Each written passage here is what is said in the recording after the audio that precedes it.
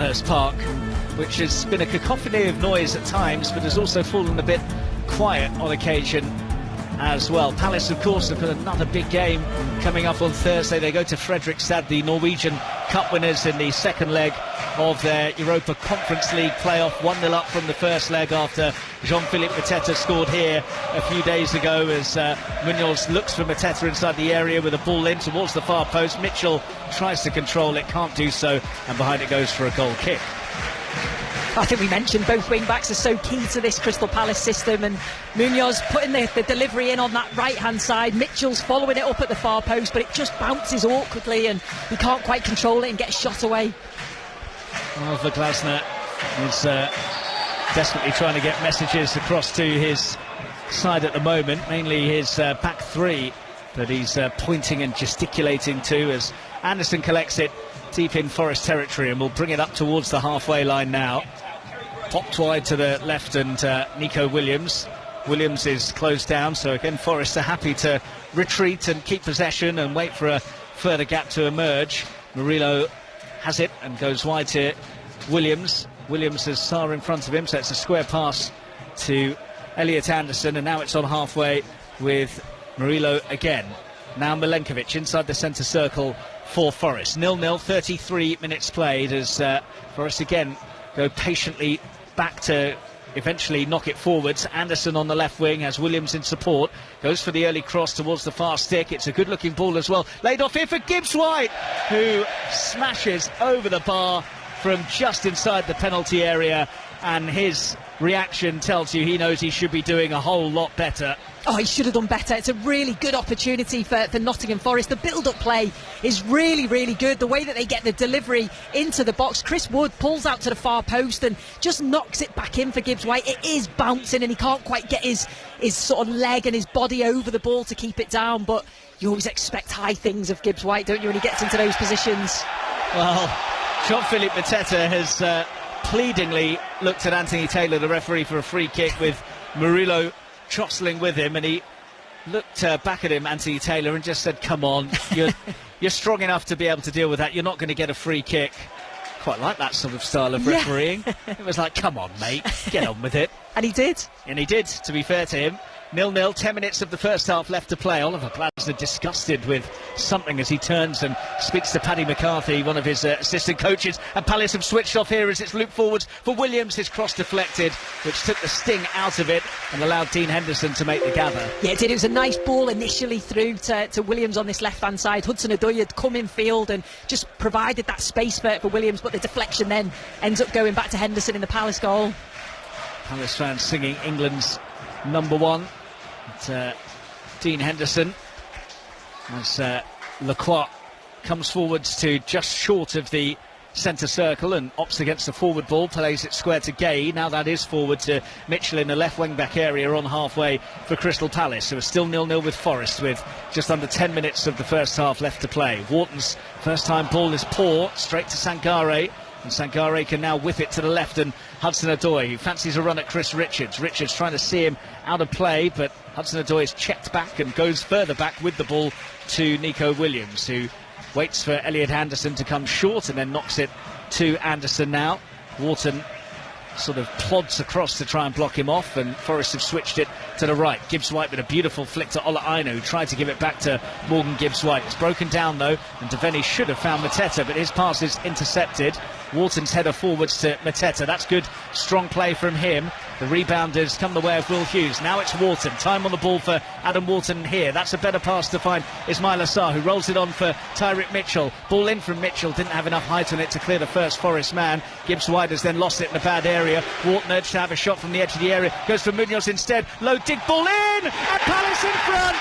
Ismaila Sarr's there! Really well adjusted by Ismaila Sarr to tuck it home. Palace crafting a very crafty goal. Really good build-up from the Eagles, and Sarr did brilliantly to readjust and redirect the ball beyond Matt Sells and in. Palace 1, Forest 0. Yeah, well, at times this afternoon we've said Crystal Palace have just lacked that little bit of quality in the final third. Well, they found it here. It's good play initially on the right-hand side. Munoz, we said he's been involved in everything positive that Crystal Palace has done. Gets a delivery into the box, and Sarr does so well. He's centre of the goal. He has to readjust his feet. Once he readjusts his feet, he just side foots it past Sells in the Nottingham Forest goal. It's a really clinical finish from him.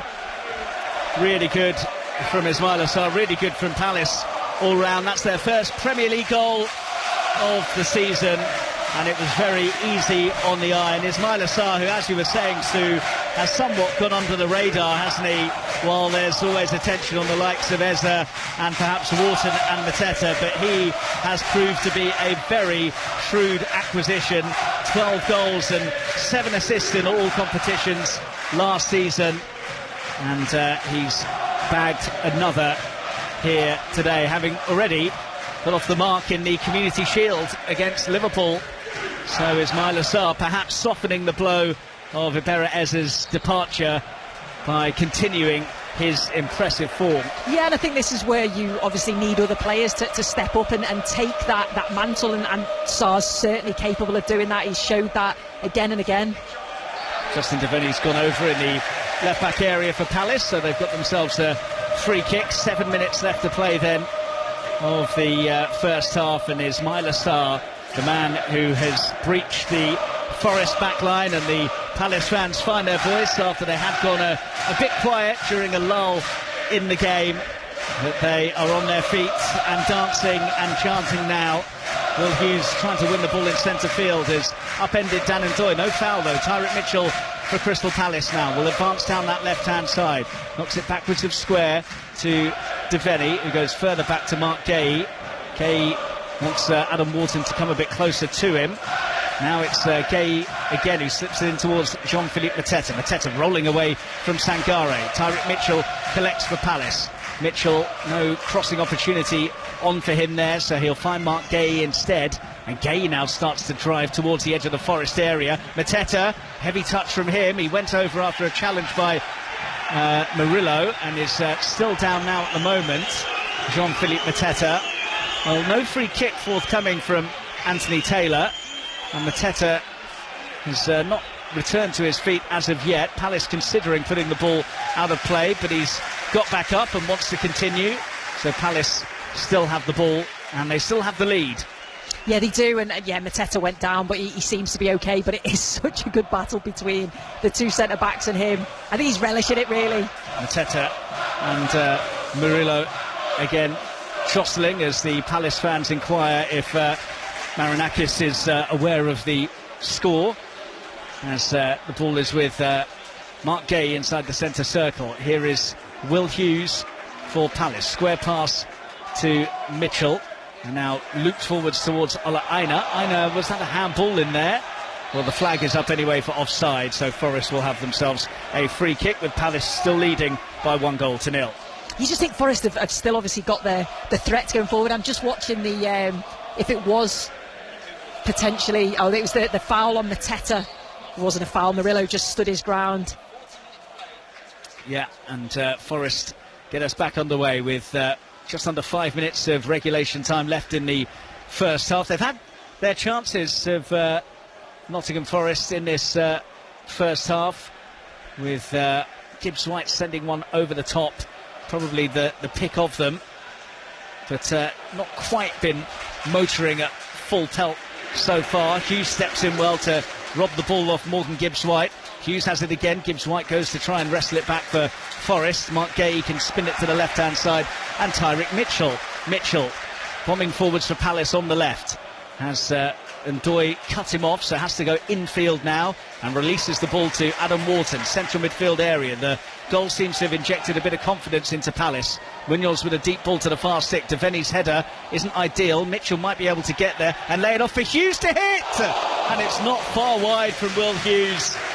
Well, it sat up invitingly for him by the edge of the penalty area. He caught it sweetly, but it just swirled away and wide of the post. Oh, what a strike this was from Will Hughes. He's just on the edge of the area. It looks like he sort of catches it with the outside of his boot, and there's so much swerve on the ball, but it just doesn't manage to get into that far post. Ball is broken in centre field, and just for a minute Palace thought they might be in. Mateta has won it back though. Palace all over Forest there. Ismaila Sarr, was he caught there? Referee says no. Anthony Taylor's not having any of that. Palace absolutely convinced that Ismaila Sarr was fouled there. That will be a foul though by Chris Richards.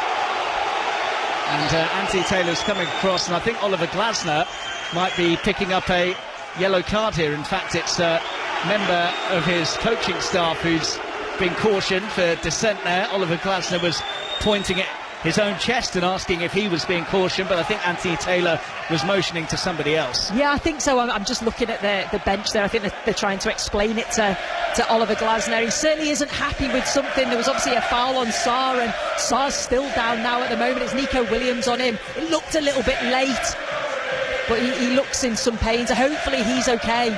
See, with the limited, I'm just watching now from the challenge, so Sarr controls the ball and there's not much in it. It's not much in it at all. No, there was no serious contact on Sarr, certainly not enough from where we're sitting to have led to him going down in as much agony as he appeared to be. So it will be a Forest ball with a couple of minutes of time left in this first half.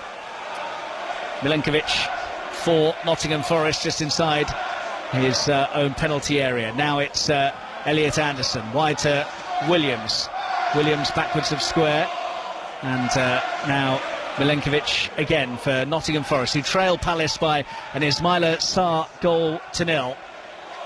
Palace looking for their first win of the season after a goalless draw at Chelsea last weekend. Forest who were victorious over Brentford on the opening weekend, really brushed Brentford aside, didn't they, with their 3-1 success in that one. Here's Ismaila Sarr, lovely ball through the middle for Mateta, who tried to play it first time wide to Munoz. Again, I just wonder, would he have been better off spinning and darting towards goal himself? You don't normally see that from a centre forward, do you? No, but it's something that he has added to his game. He's added that real sort of link-up play where he'll drop in and other players will run in advance of him. He tried to do that then, but yeah, you often see the striker turn and have a shot or be very positive. Just got blocked out there. Anderson for Forest, back to Murillo. Final minute of normal time in the first half, and Milenkovic has it for Forest in a Selhurst Park pitch that is completely bathed in sunshine on a warm afternoon, as the ball just drifts out of play for a throw. Does it? No, it stayed in on the halfway line, and Palace have got it with Adam Wharton in the centre circle for Palace. Options on his near side to find, and Wharton has got the ball now, and under pressure from Elliot Anderson, nearly lost it in a bad area, but he was clipped and gets the free kick. There's lots of battles all over the pitch, and that's just another one, isn't it? Anderson and Wharton, two very good central midfielders. Mitchell for Palace now, darting in field, finds Wharton, his ball forwards to Justin Devenny, stroke back to Chris Richards. Just waiting to see how much added time we're going to have at the end of this first half. Munoz has it for Palace on the right wing, and the board is being raised by Sam Barrett, the fourth official now, and we will see that there's just the one added minute at the end of this first half. Palace on the attack at the moment with Devenny, and that's a really poor pass from him to try and find a teammate through the centre, easily cut out. That's one thing Oliver Glasner will be getting into his players. Their passing needs to be better. Ismaila Sarr crunched by Anderson just outside the area, and you can hear the cheers from the Palace fans who feel a free kick from Anthony Taylor is well overdue. Yeah, and it's the right decision from Anthony Taylor there. The ball goes into Sarr, and he's using his body really well to protect it, and Anderson's just a little bit eager, trying to win the ball back, and goes through Sarr. So it will be a free kick for Palace right at the end of the first half. It will be the last action of this game. It's a sizable way out, probably 25 to yards from goal, and very much left of centre, so not sure it really lends itself to a hit at goal. What do you think, Sue? No, I don't think so. I think this is probably looking at the far post. You look, Munoz is in there, I think Lacroix's in there, Gahey I'm sure will be there as well.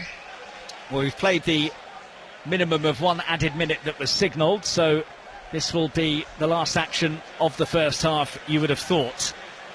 Wharton, Hughes and Devenny are the trio of Palace players who are over the ball right now, and they still wait for the rest of their teammates to work out what they want to do. Palace will, of course, be aware of not infiltrating that wall after the goal that was struck off at Chelsea last weekend. It's Devaney and Wharton who are both ready to do something with this set piece. On the left, 10 yards outside the area, Devaney has left it. Wharton will clip it in towards the far stick. Oh, and the header is tipped wide by Matt Sells, was it? Or off the post, but Mark Gay arriving with a golden chance to double Palace's lead right on the stroke of half-time. Nobody picking him up, and it was off the outside of the post and wide. Palace inches away from making it 2-0. Oh, it's a great opportunity for them right at the end of this half, and it's a good delivery from Wharton. Mark Gay just peels off to that back post. It's a free header. He's having to stretch and dive for it, but yeah, just off the post. Good opportunity to double the lead, though. Overall, Palace 1-0 up at half-time. Is that a fair reflection? Yeah, I think it's been a pretty even game. I think both sides have maybe just lacked a little bit of quality in the final third in terms of the passing's been a little bit loose, but yeah, the goal for Palace was really well worked, and Sarr's been a standout, so's Munoz. I think Gibbs-White's certainly been involved for Nottingham Forest, had an opportunity that he'll know he should have done better with, but I think there's goals in this second half, Mark. Well, let's hope so, but at half-time it is Crystal Palace 1, Nottingham Forest 0. We'll be back for the second half, but in the meantime we can rejoin 5 Live. Because Everton are very, very fortunate right now not to be, well, to be ahead and not to be either drawing or going behind. Just now, I think somebody's had a word with someone upstairs this Sunday. Yes, Brighton's players, I'm sure, will be shaking their heads going down the tunnel. How they have not scored in this first half will be beyond them. But it is Everton, and Iliman Ndiaye, the last player to score at Goodison Park for Everton's men's side, who scores the first goal at Hill Dickinson Stadium and once again gets a little piece of Evertonian history. It's Everton 1, Brighton 0 at the break. Well, I tell you what, the noise when that ball hit the back of the net was something else here inside the Hill Dickinson Stadium, and I'm led to believe the first half has been pretty loud as well at Selhurst Park, Aaron Paul. Absolutely, Steve. It is Crystal Palace who lead here by a goal to nil. It's been a near dominant performance from the home side, despite the backdrop of tension surrounding both clubs. Oliver Glasner's men have been front-footed and have had chances. Matt Sells has saved well from Justin Devaney and then from Jean-Philippe Mateta from long range, but he couldn't keep Ismaila Sarr's half volley out. Munoz with the ball from the right, Sarr drilling it into the ground with the ball just flying into the corner of the net. Mark Gay has clipped the foot of the post with the diving header on the stroke of half-time. Palace fans very, very vocal with their thoughts and feelings towards Forest and owner Evangelos Marinakis. Their side are doing the business on the pitch. At the break, it is Crystal Palace who lead Nottingham Forest by a goal to nil. Pat, a few minutes into the first half there, I just sort of took my headphones off just to get a real appreciation of the sound. And what I did notice is, and it was going a little bit quiet, and you explained it perfectly in commentary, but the one player every time he got the ball who got people on their feet was the man who created the goal, Jack Grealish. Yeah, and they've tried to get him on the ball as often as possible in the final third. To be fair, I think Ndiaye played better, but he's, you know, they know the capabilities that Jack Grealish has got. You don't want to give Jack Grealish the ball wide left on the halfway line and ask him to run 50 yards and beat 3 players, because that's not his game. He's not got that sort of bursting of pace that some other wide players have got. But if he can get him the ball in the final third 1-on-1, he's perfectly capable of creating something. And we were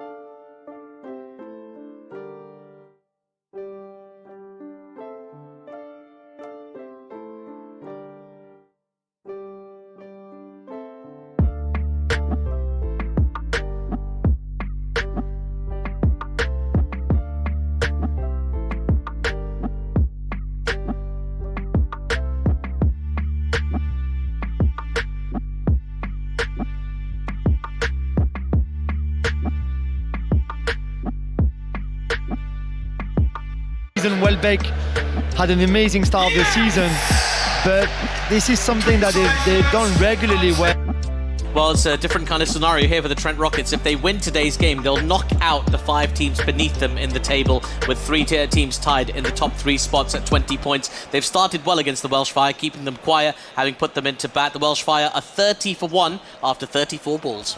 So that one's live on Sports Extra 2. On Sports Extra 3, Manchester Originals women against Birmingham Phoenix. Nick Eshregani's at Old Trafford. Yeah, well, the Originals are looking to go level on points with Northern Superchargers in second place in the women's table, with a victory here against Birmingham Phoenix, who are rock bottom. They're out of the playoff contention already, and it's been a terrible start for the Phoenix, who won the toss, decided to have a bat first. They are 18 for 3 after the first 30 balls. Final round of the British Masters. Correspondent Ian Carter's at the Belfry. Feels like it's all about the Højgaard twins at the moment. Nikolai has moved to the top of the leaderboard and 2 shots clear with a birdie at the 10th to move to 14 under par. Meanwhile, Rasmus has picked up a birdie at the 15th and is now 3 holes away from a Ryder Cup debut. He's currently at 8 under par in a share of 13th, top 29, and he gets the last automatic spot in Luke Donald's team. Matt Fitzpatrick, he's at 11 under par alongside Andy Sullivan. Fitzpatrick going to the turn in 1 over par today. The Women's Rugby World Cup, Ireland beat Japan this morning 42-14 at Franklin's Gardens. In Northampton, South Africa versus Brazil has just got underway, and South Africa lead 12-0 at 5:30. New Zealand play Spain in York. Already today, another bad day for Rangers. They drew 1-1 in the Scottish Premiership at St Mirren, so they've drawn all 3 of their league games so far this season under new manager Russell Martin, who we can hear from now, speaking to BBC Scotland. Yeah, it's frustrating. We're making it hard for ourselves in games at the minute, conceding poor goals. So yeah, it's disappointing. We just have to, for some reason, we don't start the game enough. Well, it's tension. We don't start the game enough energy and intensity. Then we paid a price for it. We concede a poor goal, which we'd actually really worked a lot on to avoid. We're 2v1 at the back, but the ball comes inside us somehow because the setup was fine. And then, then we're chasing. The subs had a really good impact. The running was there. But like the courage to really take the ball in the first half and be really aggressive in the final third. We turned the ball over a lot without really having conviction in our actions. Are you relieved to get a point out of it in the end? Finley Curtis made an impact. I thought we were going to win the game in the end because the second half was so dominant. Win there a lot. The final pass or the execution decision is not as clean as it should be because we're chasing. So there's a little bit of anxiety in there. So they need to take a breath, the lads, and they have more chances to execute and score more, create a bit more. But I love the intent from the second half and last half hour. So I thought once we scored, we'd go and win the game, but it's frustrating we haven't.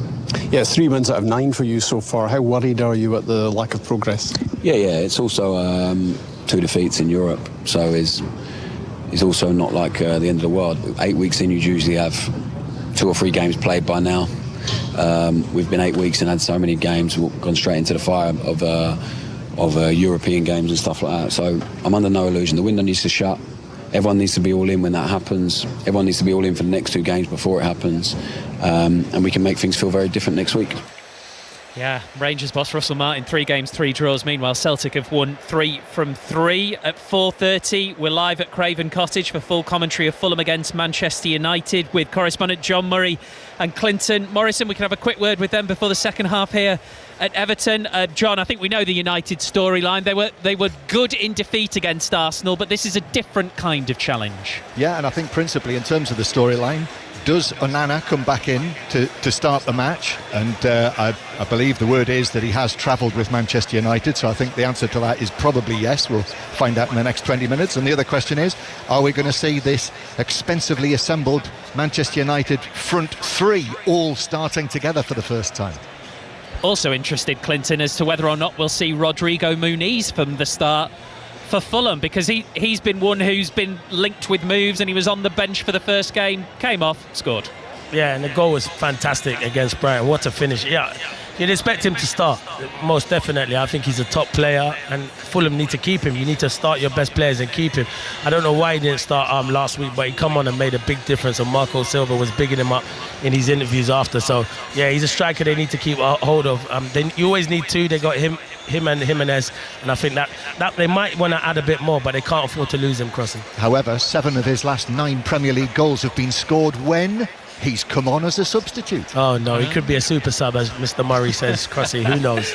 But no player. That's the problem, isn't it? Some players are just better. See Chloe Kelly at coming off the bench. However, as a player, you don't want to be that person, do you? No, you don't. But Ole Gunnar Solskjaer was that person. But he started games as well where he's done well. I was saying to John, the last time I came here was last season when they beat Liverpool, and he gave Virgil van Dijk one of the hardest games I've seen. He scored a fantastic goal and he caused him all kinds of problems. So he's a really good striker. I know Tom Kearney, and I know Tom Kearney speaks so highly of him. He says he's a top player.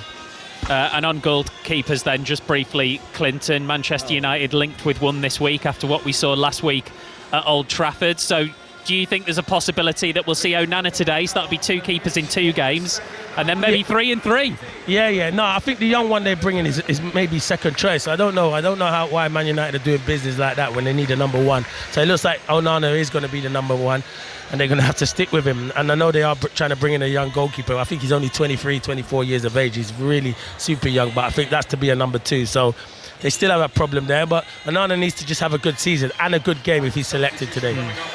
Right, thank you very much, you two. So Fulham versus Manchester United in full at 4:30. Right now on 5 Sports Extra, second half of Palace Forest here at the Hill Dickinson, Everton Brighton. Ball's on the centre spot, and we're ready to go with Everton leading by 1-0, and Pat Nevin alongside Vicky Sparks. Thank you very much, Steve. And Brighton have made a change at the break. 20-year-old Jack Hinchelwood is on for Carlos Baliba. And thank you. Pat Nevin, we didn't see any issue for Baliba, so you presume tactical, although I'm sure Brighton boss Fabian Herzler will be asked about that after the game, but he's a big player for them. So we are back and ready for resumption here at Selhurst Park, with Palace leading Nottingham Forest by 1-0. No changes from either of the coaches at the break, so Palace still with Henderson in goal, Gay, Lacroix and Richards at the back, Mitchell, Wharton, Hughes and Munoz across midfield, Devaney and Sarr either side of Jean-Philippe Mateta. Sarr's goal separating the sides for Forest, Sells between the sticks,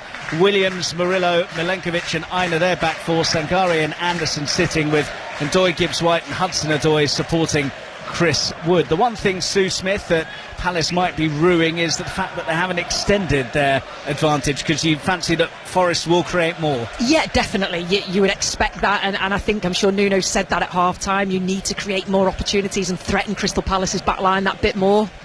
And immediately they've got themselves a corner kick with Dan N'Doye, the Swiss international, steaming down the left-hand side. And it's blocked behind, and Anderson will go across to take this corner kick for Forest, who are attacking the Holmesdale Road end in the second half of the game. Still sunshine splashed across all of the pitch here in South London. Anderson with this in-swinger then. Henderson waits, and Richards is underneath it well for Palace, who have defended the corner nicely. And Sangare now has Mitchell on his shoulder, takes him on, beats him, and then the ball comes off Sangare last and goes behind for a goal kick to Crystal Palace. Yeah, it's really good defending from Crystal Palace there. Mitchell and Munoz, who'd come across to help out. But yeah, I just think with Nottingham Forest, they will come out stronger in this second half. You think that they will create opportunities, and because they've got that strength in depth now, they've got those options to bring off the bench if they do need to change things tactically, or if they need to sort of have an impact.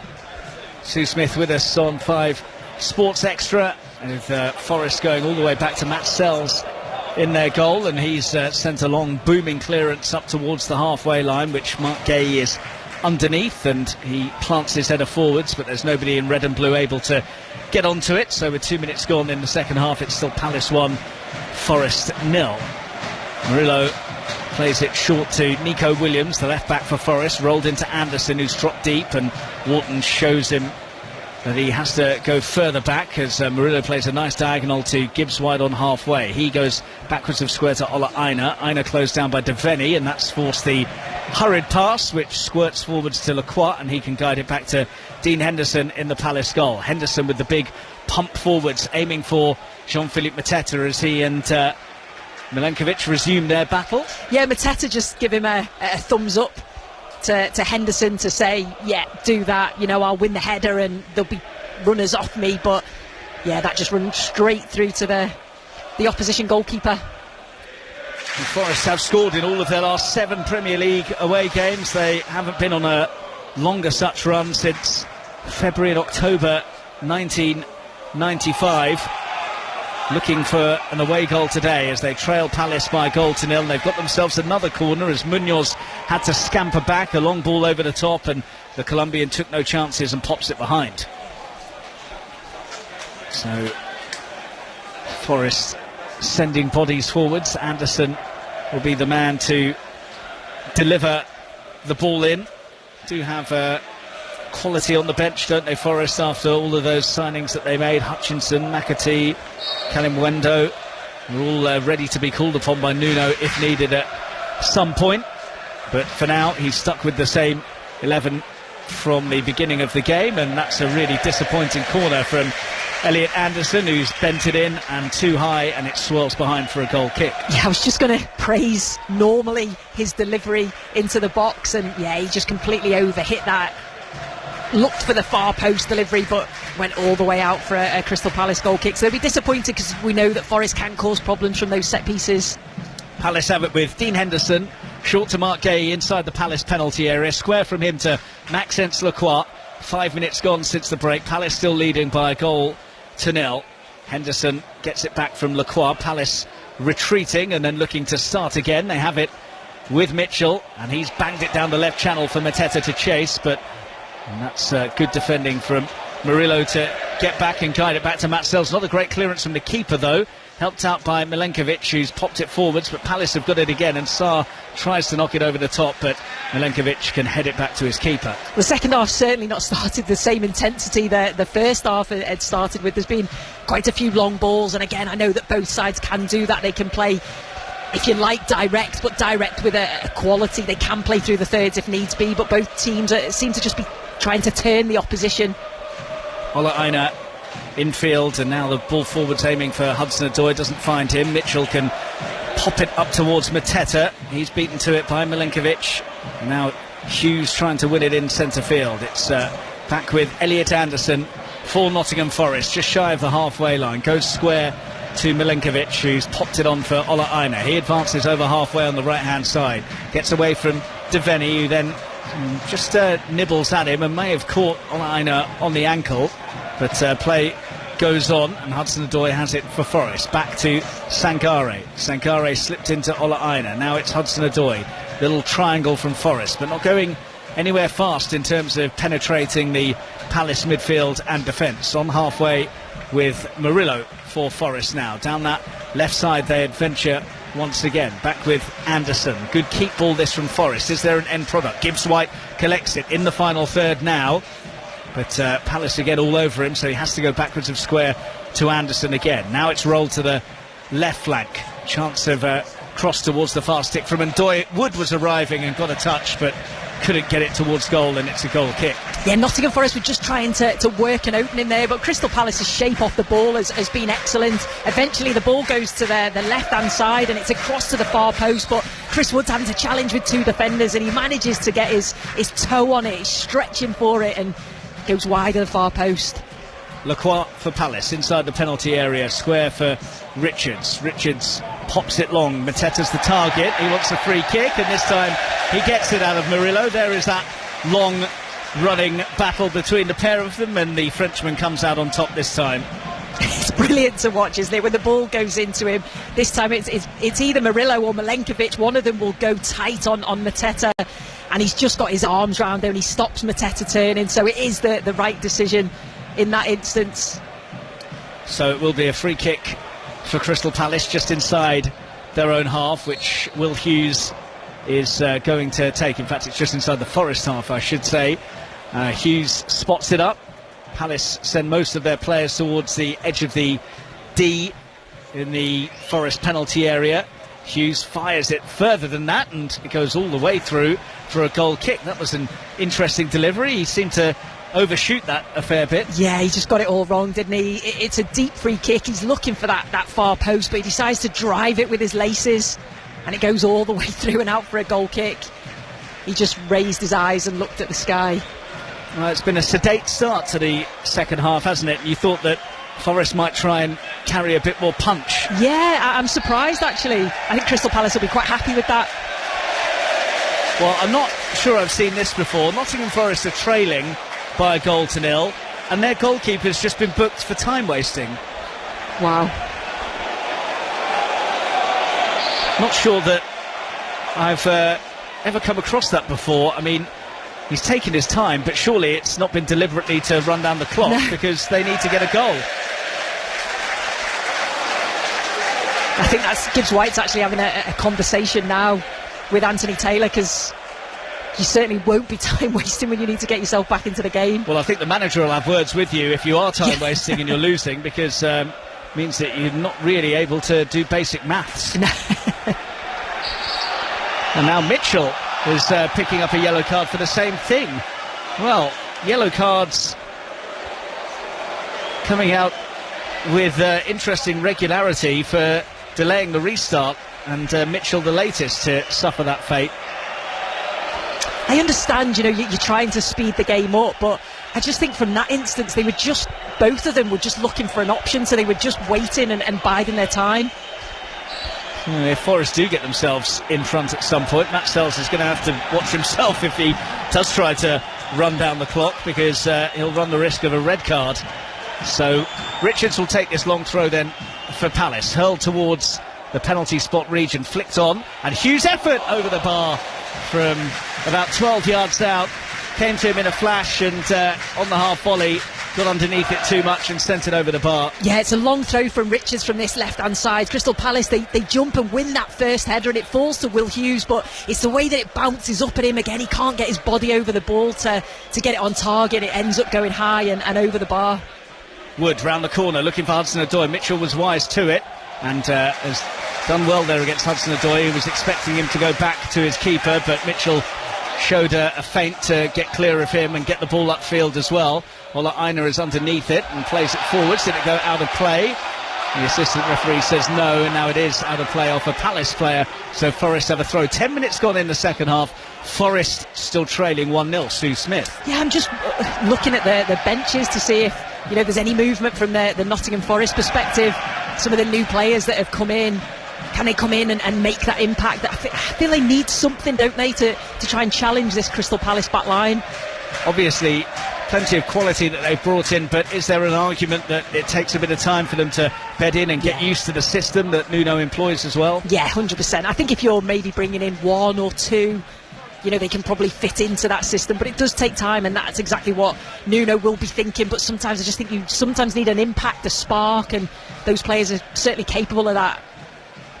Lacroix has managed to outmanoeuvre Chris Wood, so Palace have got it on halfway with Devaney. Tyrick Mitchell motoring forwards on the left now for them. He's up towards the fringes of the Forest penalty area.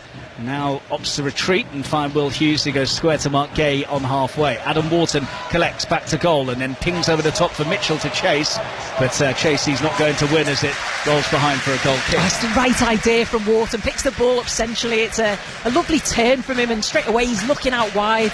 He wants those wing backs to get forward, and that's exactly what they do, but again just overhit a little bit. So Forest will take this goal kick as they try to find their teeth, really, because it's been a fairly blunt showing from them up top so far. One of the worries for them is that they now haven't kept a clean sheet in any of their... Oh, here goes a chance for Hudson-Odoi through the middle. Hudson-Odoi, 1-1. Clinical finish from Callum Hudson-Odoi, and Forest a level from out of nothing. Palace caught cold. Hudson-Odoi through on goal, and he keeps his cool to steer it beyond Henderson and in, and Forest are back on terms. Well, they just needed one opportunity, didn't they? And they got that with Hudson-Odoi. It's one ball that manages to get all the way through from the halfway line to Hudson-Odoi on the right-hand side. He keeps going. You think he's going to go across the goalkeeper. He doesn't. He goes for that near post. It's a lovely ball through to Hudson-Odoi initially, but Crystal Palace, they just caught sleeping. I'm just watching to see if he's onside. He is onside. He holds his run really, really well. Takes that touch as Sells comes out. Just plays it into that near post. Brilliant from Nottingham Forest. Just that one opportunity, and they take it. Yeah, Mark Gay was playing him on. Tyrick Mitchell allowed Hudson-Odoi to get the wrong side of him and tried to push him to put him off, but Hudson-Odoi kept his call to steer it low despite the foot of Henderson and inside that near post to make it 1-1. Yeah, Henderson actually gets a foot on it, doesn't he, but can't keep it out. I think he's expecting him to go across him, so he sort of takes a step to that right-hand side and then he has to go down with his feet. But yeah, good finish from Hudson-Odoi. Just as I was saying that Forest had looked a bit blunt up front, they come up with something out of nothing, but they haven't really been too at it in terms of creativity, but they were clinical there, and it's one each. Palace looking to re-establish their lead though. Here goes Tyrick Mitchell on the left, shrugs off Hudson-Odoi, clips in a good looking cross, and the header from Devaney is tame, and behind it is Matt Sells to make the gather. Yeah, he has to try and generate power as the ball comes in from Mitchell on the left-hand side. It's sort of clipped into him and he's in a good position, but there's no power on the cross, so he has to try and generate that power on the header and go straight to the goalkeeper.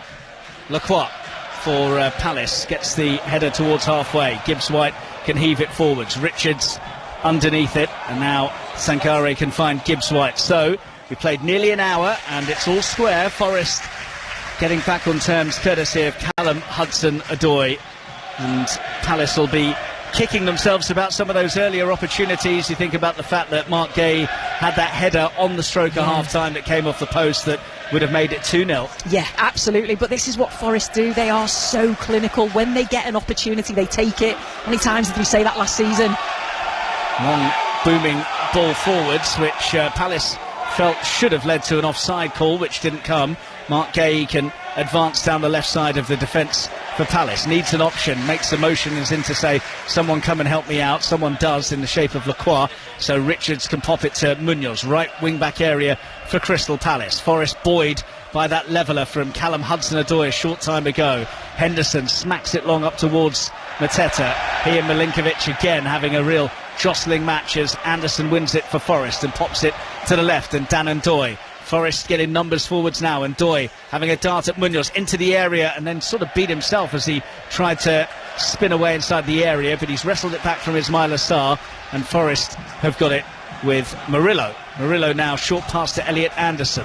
Nuno Espirito Santo prowling around the edge of his technical area at the moment, and his side looking to try and turn this game on its head. They came from 1-0 down against Palace here in May. Beretta scored a penalty and they equalised just a few minutes later. It's taken a bit longer for them to get parity today, but it is one each once again, but we still have half an hour of this game left to play.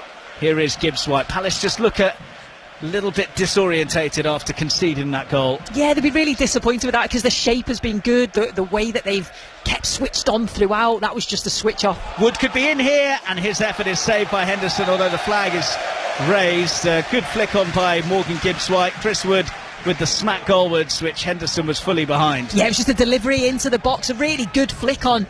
I think he was just offside. It's very, very tight. But as Gibbs-White flicks the ball on, the first one to react is Chris Wood. He takes a snapshot and good save in the end.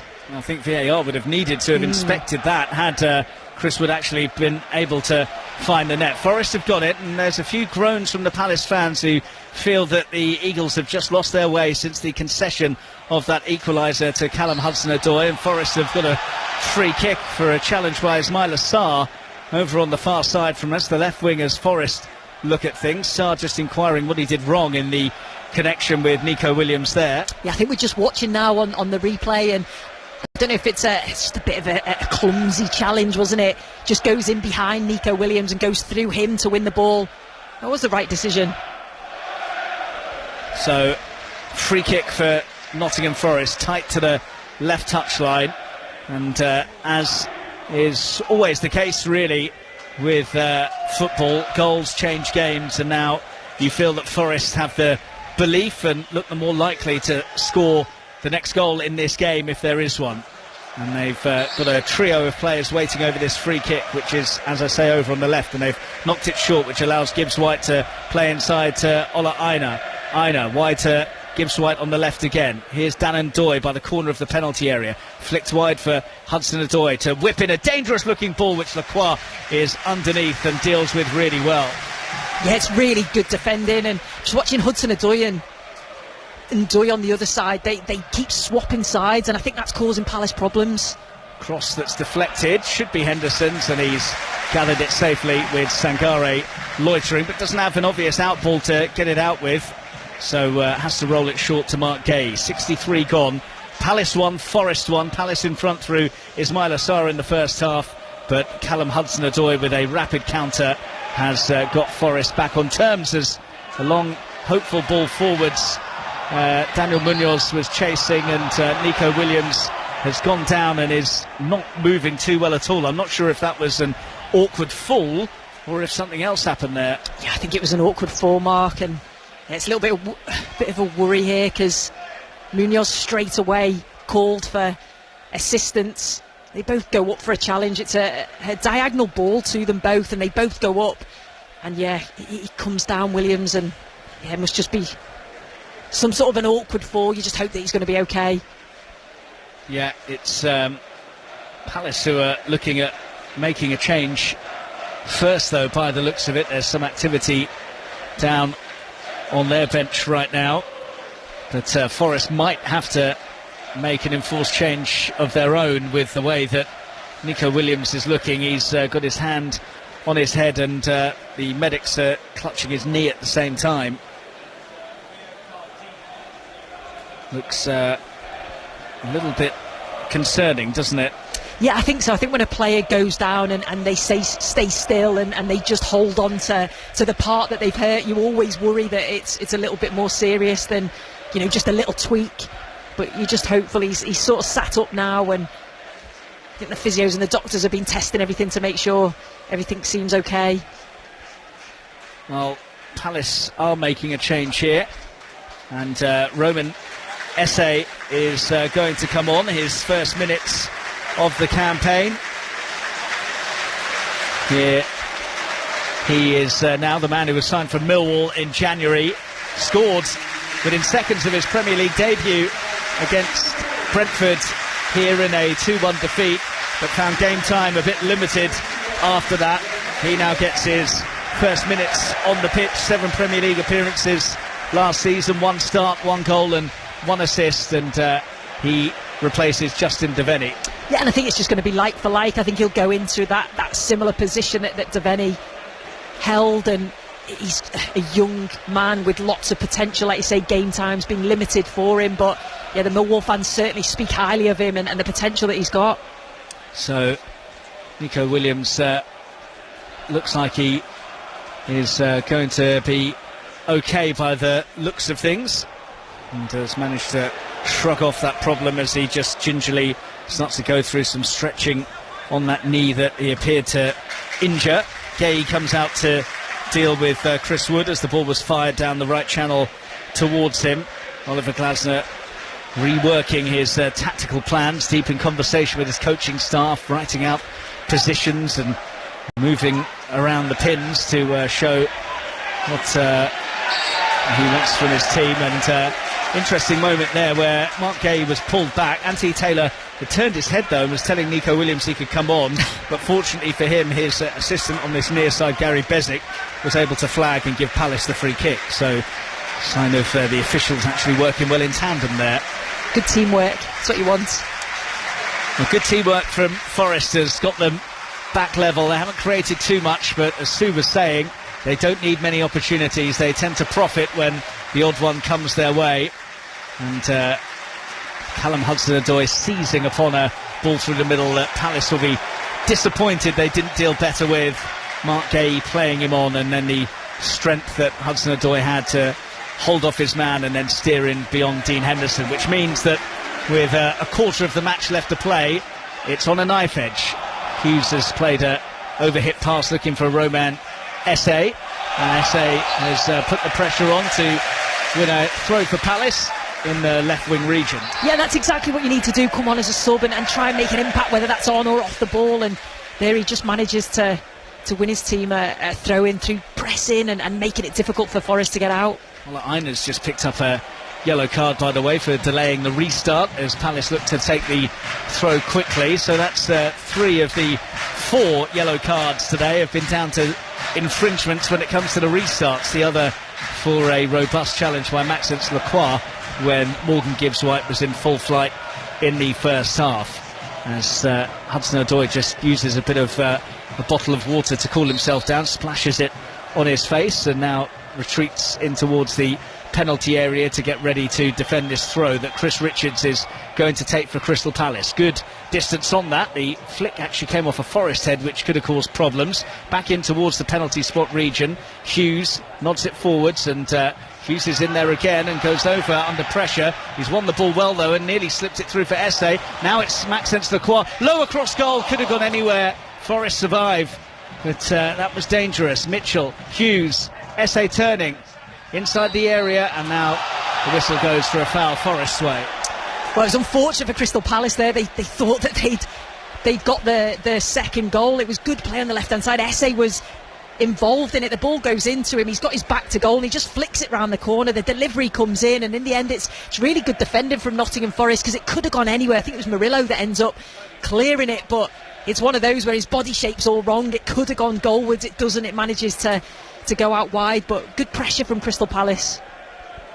Too much pressure though, because like I say, they have conceded the free kick. Mark Gay was across to discuss the incident with Anthony Taylor. Morgan Gibbs wide as well. We know there's a clampdown this season that only the captains are supposed to go and speak to the referees, and players that aren't captains that get involved can pick up a caution. So they both adhered to the rules there as Forest take the free kick long, and Chris Wood's flick is to no one in particular, so it's going to be a throw for Palace, which they have taken now. Tyrick Mitchell with a risky crossfield pass which has been cut out, and Forest quickly forwards with Hudson-Odoi back into the centre circle, and Elliot Anderson for Forest. 1-1 with Palace, 20 minutes left to play at Selhurst Park. Hudson-Odoi on the right wing for Forest, the man who got the leveller, darts at Mitchell, gets beyond Mitchell and gets the cross in handily. It's a good ball, well defended by Munoz, and Munoz has gone down clutching his head. Players gone on for now, and Esse with a pass forwards for Ismaila Sarr to chase. Sarr going after it, and I think Anthony Taylor's thinking about stopping proceedings, is he? No, Daniel Munoz is back up, so Palace are back to their full complement. Hudson-Odoi having a run at the Colombian though, beating him, and then Munoz has done really well to deflect it off Hudson-Odoi and behind for a goal kick. So it certainly worked though. Nottingham Forest swapping those wide players. Hudson-Odoi now staying on this right hand side, and Hudson-Odoi on the other side, on that left hand side. They're looking to beat the man on the outside and get deliveries into the box, whereas previously they were looking to cut in and have a shot. So it's just a different sort of defensive situation for Crystal Palace now to think about. So it's going to be a debut for James McAtee, the man signed for £30 million from Manchester City, and he has scored in both of his previous appearances against Crystal Palace. Off will go Hudson-Odoi, another of the summer arrivals, and we're also going to see a first appearance for Forest for Arnaud Kalimuendo, the £25 million signing from Rennes, third highest scorer in Ligue 1 last season. So they're bringing on some good attacking talent late on here, Forest. They really are, and that's what we said, that Nottingham Forest have those options now and that strength in depth. Be interesting to see if anything changes from a tactical or shape perspective. McAtee's just gone into that midfield area, and Kalimuendo's gone on that left-hand side.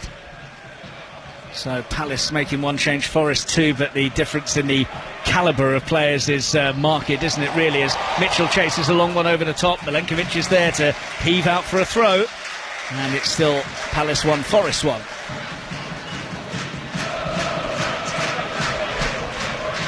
On halfway then for Palace, which Mitchell waits to take the throw. Back to Mark Gay. Gay closed down by Chris Wood. Challenge from behind, which is ridden by Gay. Then Mitchell waits for it, and it comes off McAtee and out for a throw.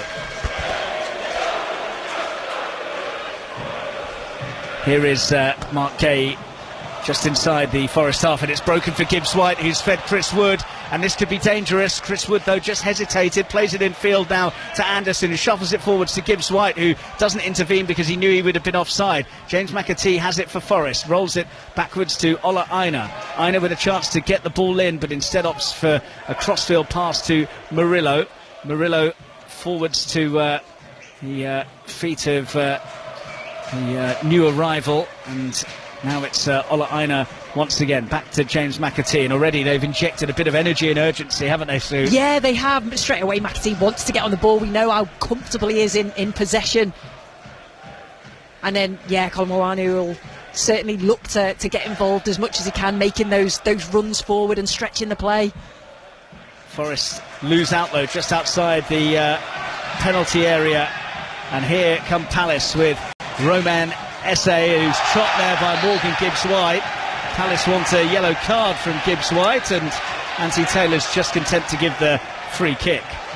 Yeah, I think it was just a foul. Don't think it was worthy of a yellow card. Esse's running down the line, he just cuts back inside and Gibbs-White goes to win the ball, and it's a clash of legs. It's certainly a foul, but I don't think anything more. And Gibbs-White gets away with that one. Just to tidy up, it was Odoi and Hudson-Odoi who were withdrawn for Kali Muendo and McAtee. So, interesting stage of the game now, with a quarter of an hour left to play. How much will either side gamble and try and get the winning goal?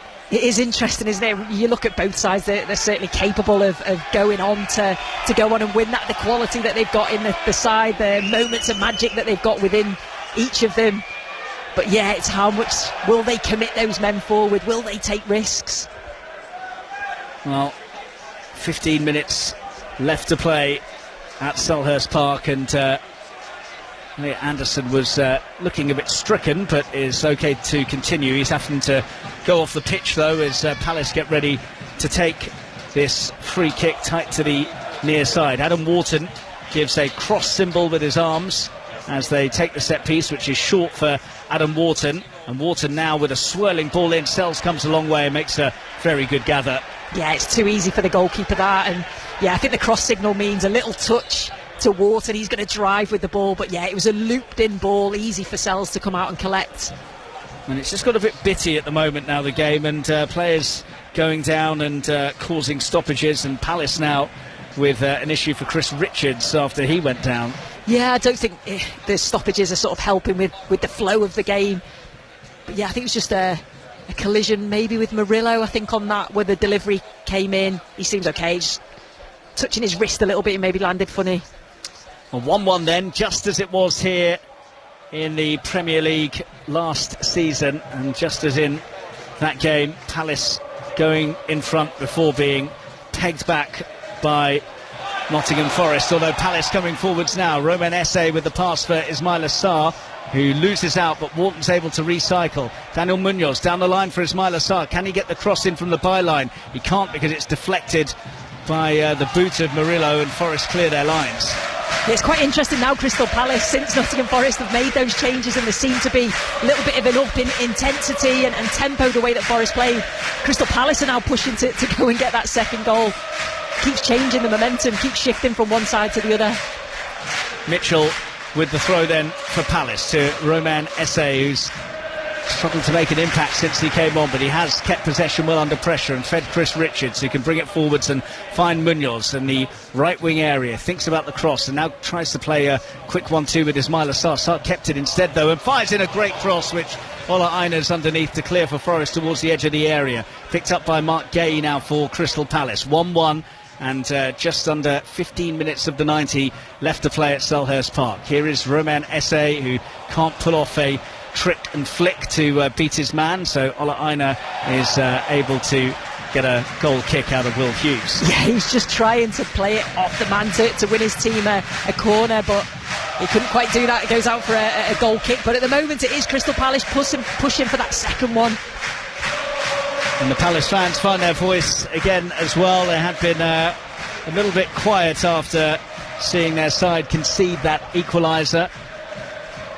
Their next game is in Norway. They play Fredrikstad in the second leg of their Europa Conference League playoff. They'll be hoping that they're in the draw for the league phase of that, which takes place on Friday. Likewise for the Europa League, which of course Nottingham Forest are in as a result of taking Palace's place, as McAtee loses out to a good challenge from Will Hughes. Well, it looked like a good challenge from Will Hughes, but he caught James McAtee in the eyes of Anthony Taylor, so Forest get themselves a free kick. Yeah, again, Anthony Taylor's in a really good position. McAtee's just trying to do a little Maradona turn.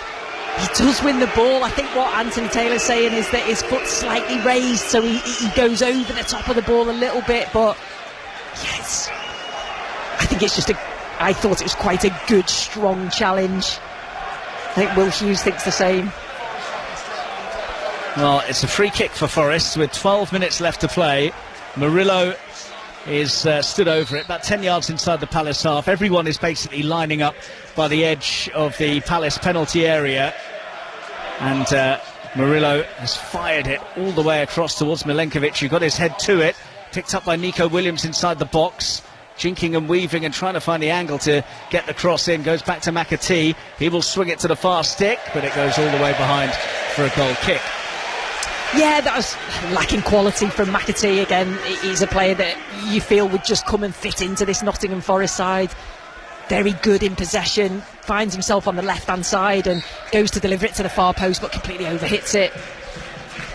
Richards has possession for Palace, finding Daniel Munoz. Forest squeezing immediately on Palace, though, and Richards' clearance is charged down as a result, so it will be a throw to the Eagles in their right-back area. Daniel Munoz will take it. Just over 10 minutes left to play. Roman Esse's won the ball really well from McAtee, and then a couple of tricks has put him out of trouble really well. The crowd like that. The ball forwards, though, from Munoz was a bit careless, and Nottingham Forest have turned it over. Wharton tries to win it back, but has popped it out of play for a throw. Forest take it quickly. McAtee, casual pass, cut out by Richards, and then it was sloppy from Daniel Munoz as well. Nottingham Forest in possession with Anderson, who goes all the way back to Murillo. 10 minutes then left at Selhurst Park. Forest 1-1 with Palace. Game that you still feel has the potential for a match winner, although it's one that hasn't really caught light at any stage. No, it's really in the balance, and it seems to be one side a push in and then it changes the other side. I couldn't call it. Sue Smith with us on 5 Sports Extras. Don't forget, we've got full commentary of Fulham against Manchester United still to come for you. That is live from 4:30 with John Murray and Clinton Morrison. But here at Selhurst Park, it's a little bit of an edgy close to the game. Both sides heading for a point at the moment, but you get the feeling they're wary that they could end up with all three or end up with nothing. And I think that's the difficulty, isn't it? Do you go and start taking risks and potentially lose the game? Richards has opted for safety first as a ball was banged down the left channel, stretching to just knock it out of play, which will allow Forest the chance to make another substitution. And coming on for them now will be another of their new signings, Amari Hutchinson, who joined for a club record £37.5 million from Ipswich Town, is on for Morgan Gibbs-White. He's a good young player. Hutchinson certainly showed his potential. And I think, you know, it's one of those, Gibbs-White is such a talent, and when he gets on the ball, you always think that something's going to happen. I'm surprised that he's coming off when you do need a goal. But it'll be interesting to see Hutchinson now if he goes into that number 10 role, that sort of free role that Gibbs-White operates in, just behind Chris Wood. So Forest have made 4 changes, now 3 changes now rather, and all 3 have been new signings, and Jefferson Lerma is on for Crystal Palace here as Adam Wharton departs, and that will add a bit more steel to the heart of that midfield, which maybe suggests that Palace are content to try and hold on for a point. Yeah, it does, yeah, unless Adam Wharton's felt something, or, you know, is fatigued. They're thinking about midweek as well. They've switched off here from the throw. Anderson could be in business, gets towards the byline, now recycles. Nico Williams, low flat ball in, which Jefferson Lerma's underneath. Immediate piece of action for him after coming on from the bench. Williams now coming infield for Forest. Goes back to Sankare, who knocks it square to Ola Aina. Now it's Hutchinson, his first touch in a Forest shirt. It's a good looking ball in, but Lacroix judged it really well. Sankare picks up the rebound though, and here goes Nico Williams. Goes wide to the left hand side.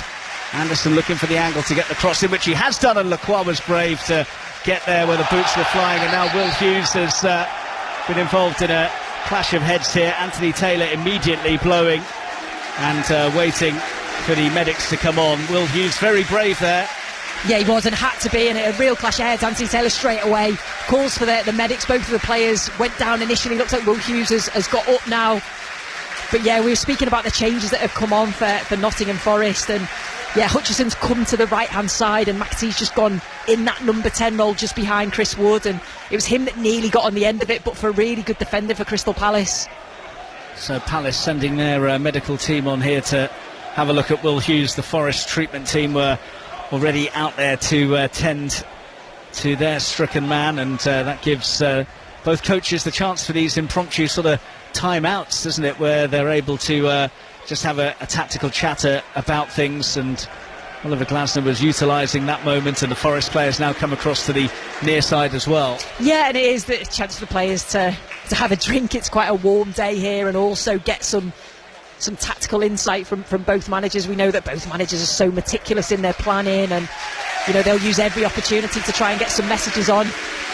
Do wonder how much this would have taken out the legs of Crystal Palace, considering that they do have a trip to Norway coming up, and then not an easy game for them away at Aston Villa to follow on Sunday evening. That game was originally scheduled for Friday, but with Palace needing to play in a Conference League playoff, they had to switch that. So a bit of an unforgiving first few weeks of the campaign for them. It is, and I think that's where they need that depth, and I think that's where Glasner's saying, I need some more bodies in to be able to change and rotate throughout a game. And if players are fatiguing, it's that chance to take them off and bring someone on with the same quality, which Nottingham Forest have.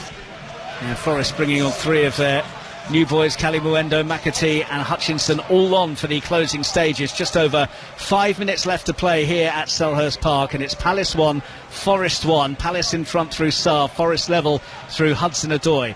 Mitchell cutting in field, his ball towards Mateta over to Telegraphed, and Milenkovic is there, and Forest should be able to run this clear with Anderson, although his pass wasn't great, and put Samari Hutchinson under a wee bit of pressure here, and he's angled a big crossfield hit, which Munoz is underneath for Palace. Murillo gets to Munoz's header. McAtee with a lovely instant bit of control. Chris Wood has rolled it across to Nico Williams, and Forest have got numbers coming forwards here. Williams with the carry, and now it's Kalimuendo who looks to get the cross in. Lerman's underneath it though for Palace. Mateta was a bit too casual in possession and has allowed Forest to nick it off his toes. So Hutchinson now on the right wing for Nottingham Forest, who are looking for a late winner here at Selhurst Park. But Mitchell has won it back off Hutchinson well and then banked it forwards, and Milenkovic was a little bit hesitant initially as he went to collect the ball with Mateta loitering, but they've dealt with it and got it with Murillo. I think that's exactly what Hutchinson wants, those 1v1s with Mitchell, but Mitchell come out on top there. He's a player that likes to be positive and drive at his defender. Palace starting life without Ivera Eza. They didn't have him in their squad for the game against Fredrikstad, but that was when the move was still in the offing to Arsenal. Now it's confirmed and he is no longer a Palace player. They have been in a real battle with Nottingham Forest today, and I think actually ahead of kick-off a point wouldn't be seen as a bad result given the quality that Forest have and the fact that Palace have lost, Eze. No, and I think talking to a lot of people around the ground before coming in, that was something that they were saying, that they would take a point. Obviously you're at home, you want all three, but I think because of the quality and the calibre of player that Nottingham Forest have got to be able to bring off the bench, because of their busy schedule that Crystal Palace have got, because of the Eze factor. So Forest about to make their final two changes. Yates is one of those that is being readied for action as Palace take the free kick and find Tyrick Mitchell on the left wing. Palace do just look a little bit leggy now though, don't they? Whereas, like you said, Sue, Forest have been able to inject some energy and real quality. Yeah. Mitchell trying to just squeeze a bit more out of himself late on. SA has lost possession over this back to goal, about 10 yards outside the Forest area. Then there's a bit of hesitation in centre field. Will Hughes has won the ball, but not fairly, and took one for the team there because Forest had a chance to maybe break at pace, and Will Hughes just decided to commit the foul and break things up. Yeah, he used all of his experience there. He knew exactly what was happening. Nottingham Forest were on the break there. He had to come in, he had to make a challenge. He's saying to the players around him, you've got to talk, you've got to communicate. But yeah, like you say, took one for the team. Forest waiting to make these alterations. Igor Jesus is going to be one of those to come on. Only his second appearance for the club. Won the league and Copa Libertadores with Botafogo last season and scored a couple at the FIFA Club World Cup this summer as well, didn't he? Ibrahima Sankare will be replaced by Yates, and Chris Wood is the man going off for Igor Jesus. Yeah, again, they're making changes and quality players that are coming on. Yates, we know the quality that he has. again, that real leader in the park, and he'll certainly see things through for Nottingham Forest. Palace also making a switch, and Hudson-Odoi is on for Jean-Philippe Mateta. Maybe just a case of him tiring a bit there, Mateta, because you think that he is Palace's biggest goal threat. Yeah, he is, and it's been a real challenge up against Milenkovic and Murillo. I'm sure that Milenkovic will probably be relieved to see the back of Jean-Philippe Mateta. Here is Yates for Forest, who are looking the more likely to get a winning goal, although there is only 90 seconds left to play, and it's still 1 each here at Selhurst Park. Ball down that channel, which Munoz is asking for a foul for, and he was being tugged back as he made the interception, so it won't be a corner. Instead, it's a free kick for Palace just outside their own area. He's got such an engine, as he Munoz. He gets forward at every opportunity, but he's always back defending and helping his team out, and he does that there. He gets back, gets his body in the way. McAtee pulls him back and wins his team a foul. We can see that Edu is in the stands here at Selhurst Park. There was speculation that perhaps there's been a little bit of friction between Nuno and Edu, which led to those comments from the Forest boss in his pre-game press conference. But before the game, he said he still wants to be the Forest manager, and he certainly celebrated with real gusto when Callum Hudson-Odoi got the leveller for Forest. But maybe one to keep an eye on in the coming weeks. Yeah, I think it is. You know, and I think the Forest fans desperately want this situation sorted out. They'll be desperate for a victory here at Selhurst Park as well, because Palace just look a little bit timid, and perhaps like they are happy to settle for this point, which might give Forest encouragement to go for the jugular and try and snatch the win, because we are almost into stoppage time now, and they've worked that well, Forest. Ola Aina with a ball up the line, looking for the run of McAtee, and Gaze underneath it and heads it straight out for a throw, which takes us into stoppage time, of which there will be a minimum of 5 minutes, so still a chunky amount of time left in this game. Yeah, and you just feel like Forest are certainly on top in these last few moments. They are the team that are going to try and get that winner. Got fresh legs on, more energy, but can they break down this very good structured Crystal Palace side? That's the question. Palace hadn't been too worried by Forest until that equaliser, had they? No, not at all. Forest didn't test them enough, I didn't think. Munoz with a testing one as the ball is heaved forwards. He's underneath it, but it's come for Igor Jesus, who can recycle to Yates. Yates has Nico Williams asking for it on the left wing. Daniel Munoz trying to block off the Fulham full back, but he's managed to win possession again. And Yates has gone backwards to square to Murillo. Square pass from him to Elliot Anderson. Palace sitting mightily deep at the moment. A minute of the 5 added on has elapsed. Amari Hutchinson aiming for the angle to get the cross in. Goes back to Ola Aina, who will be able to deliver a good cross in. Richards underneath it though for Palace. Yates challenging with Ismaila Sarr by the edge of the area. And Palace have won it back. Hudson-Odoi has done really well, and then was caught and is going to get a free kick, and it's going to be a yellow for Murillo, who, a bit like Will Hughes a short time ago, decided to take one for the team. Yeah, it's exactly the same. They knew that Crystal Palace were breaking. Got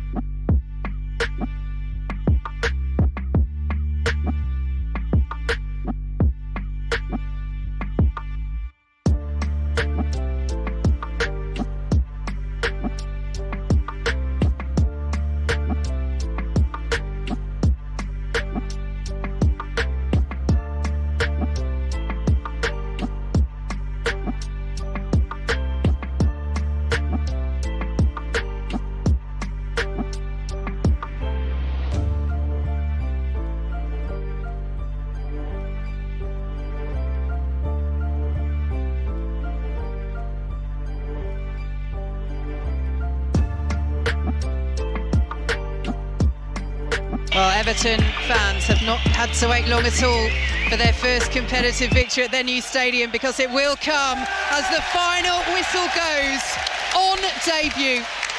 The first competitive match at Hill Dickinson Stadium ends in victory for Everton as their new era begins. 133 years they spent at their beloved Goodison Park. But now at this new stadium on the historic waterfront here in the city of Liverpool, Everton begin this new era on this historic afternoon with a 2-0 win against Brighton. Iliman Ndiaye with that goal that goes down in the history books, the first at this arena, before James Garner in the second half with a quite superb strike sealed the 3 points. There was time for Danny Welbeck to call upon Jordan Pickford into heroics as he saved Welbeck's tame penalty. And Everton have their first points of the season and their first win at their new stadium. Pat Nevin. Yeah, for the work rate they deserved it, but I don't know for pure quality and certainly chances. You can't say they absolutely fully deserved it. But football's got a habit of giving stories when it needs to. When Everton left Goodison, they got that 2-0 win, and it was imperative for Evertonians to get that. They needed a good start here in this new stadium. They've got it, they've got a 2-0 win, so they can try and build on that as well. By this team next week, I suspect they're going to have 3 or 4 new players in, so you won't have exhausted players. They're crawling off the pitch like they are just about right now.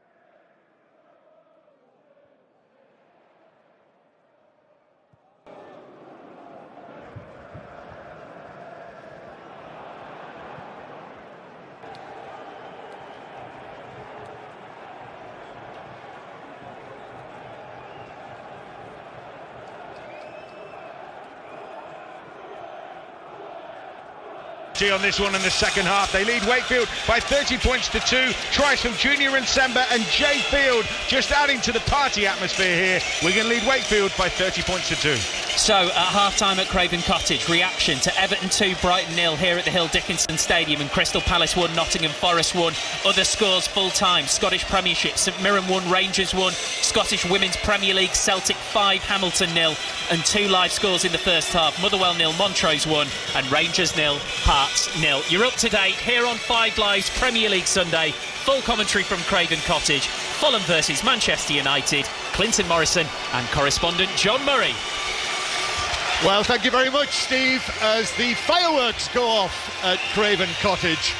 And I have to say, what a joy it is to be here Sunday afternoon on the August Bank Holiday weekend for the first match of a new season at Craven Cottage.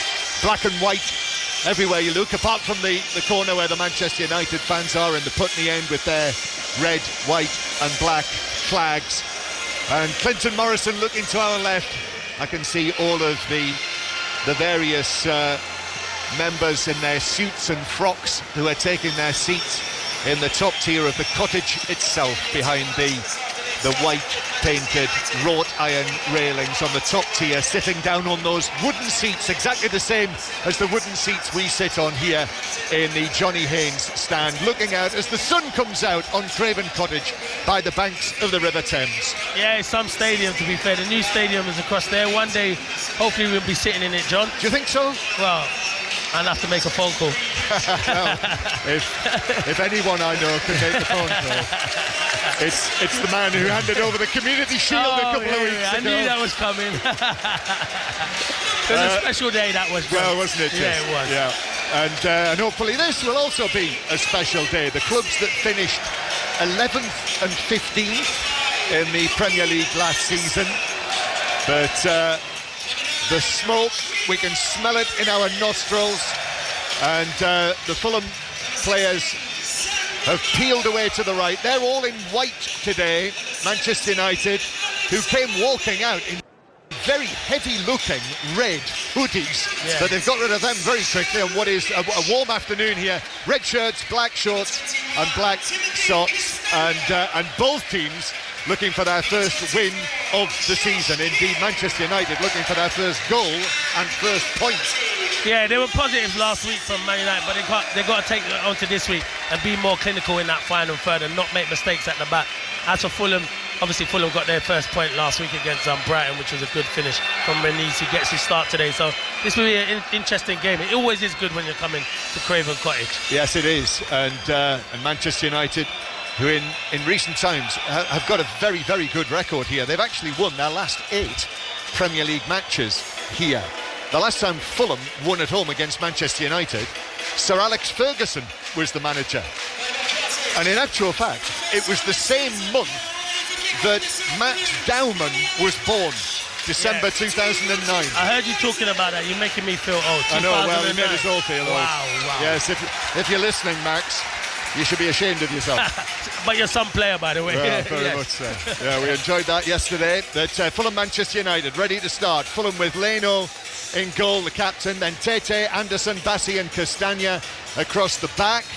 Although, I'm just looking here, Sessegnon is actually lined up on the left-hand side, and Castagna is over there. Do you know what they're playing, on the right? John? So they are playing three central defenders, aren't they? Fulham attacking, Iwobi with the cross, but that's straight into the crowd. You're right, John. Tete, Anderson, Bassi as a free. They're matching up Man United. Castagna as a right wing back, Sessegnon as a left wing back. Yeah, well, they did. So they threw a curveball, John, because in the warm-up we saw them with a back four, don't you?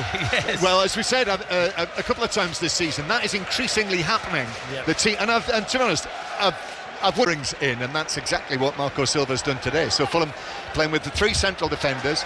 So Castagna is the right wing back, Sessegnon is the left wing back, as Fulham win a... Well, I thought that was going to be a foul from Chris Kavanagh, but he's not given it, and Fulham are able to play the ball back to goalkeeper Leno. So Tete is playing as the right-sided of the 3, then Anderson, Bassi, and then in midfield, Berger and Lukic with Josh King, this exciting 18-year-old who's on the ball now, the number 24, but he's actually given it away to Bruno Fernandes as the World Service listeners join us with Manchester United on the attack, and a shot from Cunha that flies over the top of the crossbar. Leno actually threw a hand up in the air, and I wondered for a moment there whether he'd had flicked his fingertips, but referee Kavanagh says no, it is Fulham 0, Manchester United 0, and a goal kick to the home side. Yeah, you're right. It was a bit of a sloppy pass from the youngster King. A good play from Bruno. Leno knew it wasn't going over because he kind of put his hand up in the air and then waved it away. So yeah, it was a good strike.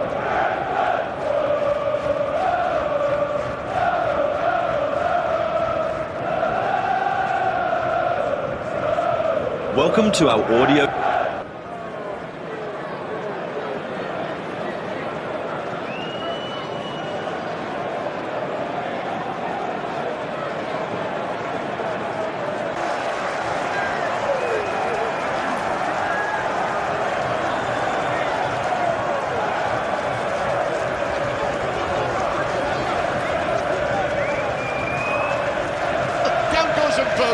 Referee Kavanagh's got interested in that, challenge on him on the edge of the area, but the ball had gone through to goalkeeper Leno, who picked it up. They're exciting going forward. We've said that many a times. It's good play from Dogu down the left-hand side. He cuts it back. Good little touch to Cunha. Cunha's unlucky. Side foot, he just tries to caress it into that far corner. He's so unlucky, it hits the post. Well, after last week against Arsenal, when they failed to score, but had 22.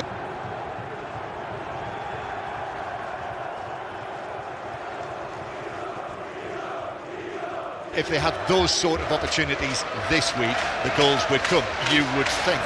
So that's the Fulham team. If you haven't heard, if you have just joined us for the commentary, Ruben Amorim, some big decisions again today, as per last week. He is stuck with the goalkeeper, Altay Bayinda, even though Andrea Nana is fit, and Nana is the substitute goalkeeper. Bayinda starts the match. 3 central defenders, Yoro, De Ligt and Shaw, as per last week. Amad coming in as the right wing-back for Dalot, who's on the bench, and Casemiro, Bruno Fernandes, and Dorgu, as you've heard, the left wing-back. And then that front line as per last week. So Sesko again on the substitutes bench, which means that it's Mbeumo and Mount either side of Cunha. So Fulham 0, Manchester United 0. Sitting next to me again, as you were at Old Trafford last weekend, Clinton Morrison, Premier League goal scorer, Republic of Ireland international, went to the World Cup, as we're watching Luke Shaw just playing the ball back into his own half to De Ligt, who was, I thought, impressive last week, one of the impressive performers. Yeah, he was. Long pass from him downfield. Dorgu on the chase. It's bounced beyond the Fulham back line. Dorgu tries to pull it across, but gets it all wrong at pace, trying to volley it as it's sat up and just hits it into the outside netting nearest to him. They don't look comfortable in a free, Fulham, at the moment. Tete, it's not his natural position to play as a third centre-half, and Dorgu's just getting in there. They're trying to settle it down now, because they need to settle it down, because Man United's 1 and 2 touch. They just left off where they took off where they left off last weekend, John. They've been outstanding so far. They have, which is encouraging for Manchester United supporters. They're here in great number. They're travelling followers. They're absolutely packed into what, about a third of the Putney end. Lots of their flags are draped across one corner. I see another one with the familiar message, particularly among the away supporters: we want our club back. And it's them you can hear at the moment, hands above their heads, clapping away and singing their songs. Fulham 0, Manchester United 0. So this is 5 Live and the World Service from the BBC. Listen as well via the BBC Sounds app. Here's Alex Iwobi, who's been put under pressure, but then plays it back to Bassi, who played as the left back last week against Brighton, but now in his more familiar role as central defender. Fulham's supporters player of the season last season, Calvin Bassi. And now Tete back to Joachim Andersen, who begins to walk it forward. Iwobi comes very deep to receive this and then turns and faces the action. Iwobi wants movement ahead of him, it's not there, so he just plays it, and Fulham keeping possession. Berger, the tall Norwegian midfielder, then back to Andersen, all the way back to goalkeeper Leno in front of the Hammersmith end. Pass from Berger back to Leno, who has to play it out to Bassi, who's in the full back position. And Iwobi's come deep. Fulham playing it out from the back, but still in their own defensive third. Sure-footed play from Fulham, but it still makes me nervous for them, I have to say, as it goes up to Muniz, who's challenged from behind by De Ligt. The home supporters asking why that wasn't a free kick from the Dutchman's challenge in the back of Muniz, but referee Kavanagh says no, and Manchester United now back in possession. It's a foul. It's poor refereeing from Kavanagh. I know he played it up to his throat, but there's contact from De Ligt, so he should be given that. You can understand why the fans and the players are frustrated. So Manchester United with Yoro. Our position here low down in the Johnny Haynes stand. It is unique, this place, as Iwobi has just gone down. Whether those are coming together with Mbeumo or Bassi has gone down. They're coming together with Mbeumo, and he's lying on his back, Clinton. Yeah, I think Mbeumo, he's just trying to shield the ball, and it's just a little finger. He just does that and catches him in the eye. Yeah. Finger in the eye, which is nasty. It is so. I don't like that. Yes, exactly. So it'll take him a moment or two to recover from that. So this, our 6th commentary match of the weekend on 5 Live or Sports Extra. Earlier, you might have been listening to one or the other, and Calvin Bassi has now got to his feet. Is Chris Kavanagh saying he's going to have to leave the field?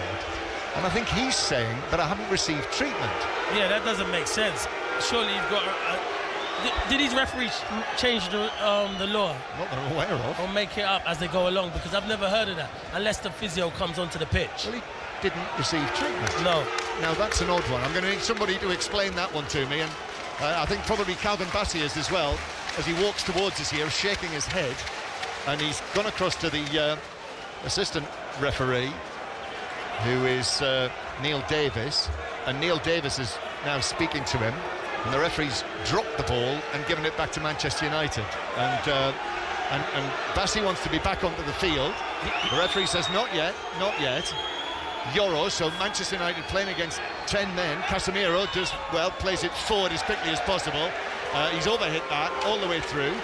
Still they're not letting Bassi back onto the field. Surely that's 30 seconds now. Hey, Bassi's run all the way out. Yeah. He's back on, Clinton. It makes no sense. What do you get out of that? What on earth? Listen, we don't like to criticise referees, but sometimes make a run for their own back sometimes when they do stuff like that, John. It's needless. That needed what you would call common sense. Common sense. Only a few of us have that, John. Out of my mouth. Only a few of us have that. Fulham 0, Manchester United 0. I'm not one of them. I'm saying nothing. That means you agree with me. I like of course it. Earlier, we brought you all of the sights and the sounds of the first day in the Premier League for Everton's new stadium. If you're leaving the ground, by the way, if you've got the BBC Sounds app, you can go back and listen to it all again, see what it sounded like on 5 Live with Vicky Sparks and Pat Nevin. Jack Grealish playing a big part in that. Everton winning 2-0 against Brighton. We're hoping to hear from Jack Grealish later on in the programme. And Crystal Palace 1, Nottingham Forest 1 was on Sports Extra. Manchester United coming forward with Mbeumo being booed for the finger in the eye on Bassi. I'm sure he's entirely innocent. And then Amad Diallo slides in and the ball's off him behind for a goal kick. Or John, ex-Brentford.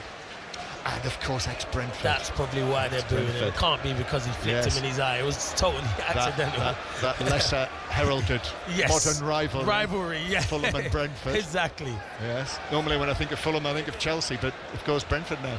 As Cunha plays it up, that's sharp. Mount, nice as well. Bruno Fernandes with the shot. Leno goes down, pushes it wide of the penalty area, wide of the goal. And Castagna was quickly back in there, the Belgian international, to clear it away and out for a throw into Manchester United, and they take a quick one, and then a free kick is given Fulham's way. The cheers from the home supporters for the challenge on Castagna. So Fulham 0, Manchester United 0. 10 minutes played here, a little bit stop-start, but Cunha hitting the post with that shot from an angle near the edge of the penalty area. Leno was beaten, but it hit the post, came back out into the penalty area as Bassi brings it forward, and Casemiro comes in, and that is given as a free kick to Bassi. And Casemiro is saying, 5 minutes, has he, John? Kavanagh's not had his best 5 minutes, has he? No, he was better in the Community Shield. Yes, he was much better. Yes. Presumably you shook his hand. Yes, I did. When you were being introduced to the players before the match. I knew that was coming. I have to say, that was, presenting the trophy was one thing, and that was a surprise. And that but shaking hands was something else. Well, presenting a trophy at Wembley, that gets you into the same bracket as Princess Diana and Margaret Thatcher. No, let's not go there. Castagna back towards the halfway line. Tete, then back to Anderson, who plays it all the way back towards the edge of the penalty area. 2 Super League matches are being played this afternoon. They were both 3 o'clock kickoffs. What's happening at Wigan with you, Matt Newsom? Wigan 34-2 up on Wakefield here. They've withdrawn Bevan French. He's done all the damage for Wigan so far this afternoon. His latest effort was to create a try for Zach Eckersley, his second of the afternoon. Wigan in complete control. Wigan 34, Wakefield 2. And it is Huddersfield 14, Warrington 10. 0-0 here. Fulham 0, Manchester United 0. So Everton winners, draw between Crystal Palace and Nottingham Forest. We will have more reaction from those matches at half-time, as I mentioned. Also St Mirren 1, Rangers 1. And we've already heard from Russell Martin on the programme. Manchester United, Dorgu, they lose possession. Fulham have got it back, but go all the way back towards the halfway line. And Berger plays it square, then through. Josh King is in, and his shot Bayinda was out very quickly there to narrow the angle, stuck out a left leg, the Turkish goalkeeper, and he's made his first save of the match, and he'll feel a lot better after that King was in. Yeah, Bayinda is a good save. You know what the youngster could have done? It's a great run from King, good ball. Maybe he could have because Bayinda come out so quick, could he have gone round him? But really good goalkeeping, great run. As Bassi swirls one into the Manchester United box, Bayinda comes and catches it, allows it to drop into his midriff actually, and Muniz was there to challenge him, but he held on well, and You know, it was very much a talking point whether Bayenda would keep his place, but I sat in on the Ruben Amorim press conference after the match at Old Trafford last weekend, when he was eventually forced to say that he was happy with his 3 goalkeepers, which he did last Sunday afternoon. And he also did point out that when Bayenda let in a similar goal at Tottenham in the League Cup last season, remember when Son swung it in under the crossbar, he made the point, he said in his next match, Bayenda, when he played in the FA Cup against Arsenal at the Emirates, he had an outstanding match. Long ball downfield, Koundé takes it down, and the shot, it's been touched wide. That's a super save by Leno. Point blank range. The Fulham captain threw out his left hand and has deflected it wide. That seemed for all the world that Cunha would score that. Very route one from the goalkeeper, right down the middle. What a save from Leno. And that's why you were surprised, John, because you thought he totally missed that, because it was a brilliant touch from Cunha. What a touch. And you know what, he should probably have 2 goals by now. What a save from Leno. He'll be disappointed he's not converted that, but the touch from Cunha is outstanding. Super save. Save of the season so far. Yes. Arguably. Corner. And Mbeumo takes it in. That's firmly headed away at the near post. Comes back to Mbeumo, who's in an offside position, so it's a free kick to Manchester United. But Ruben Amorim sitting over there, well, in fact he's on his feet now.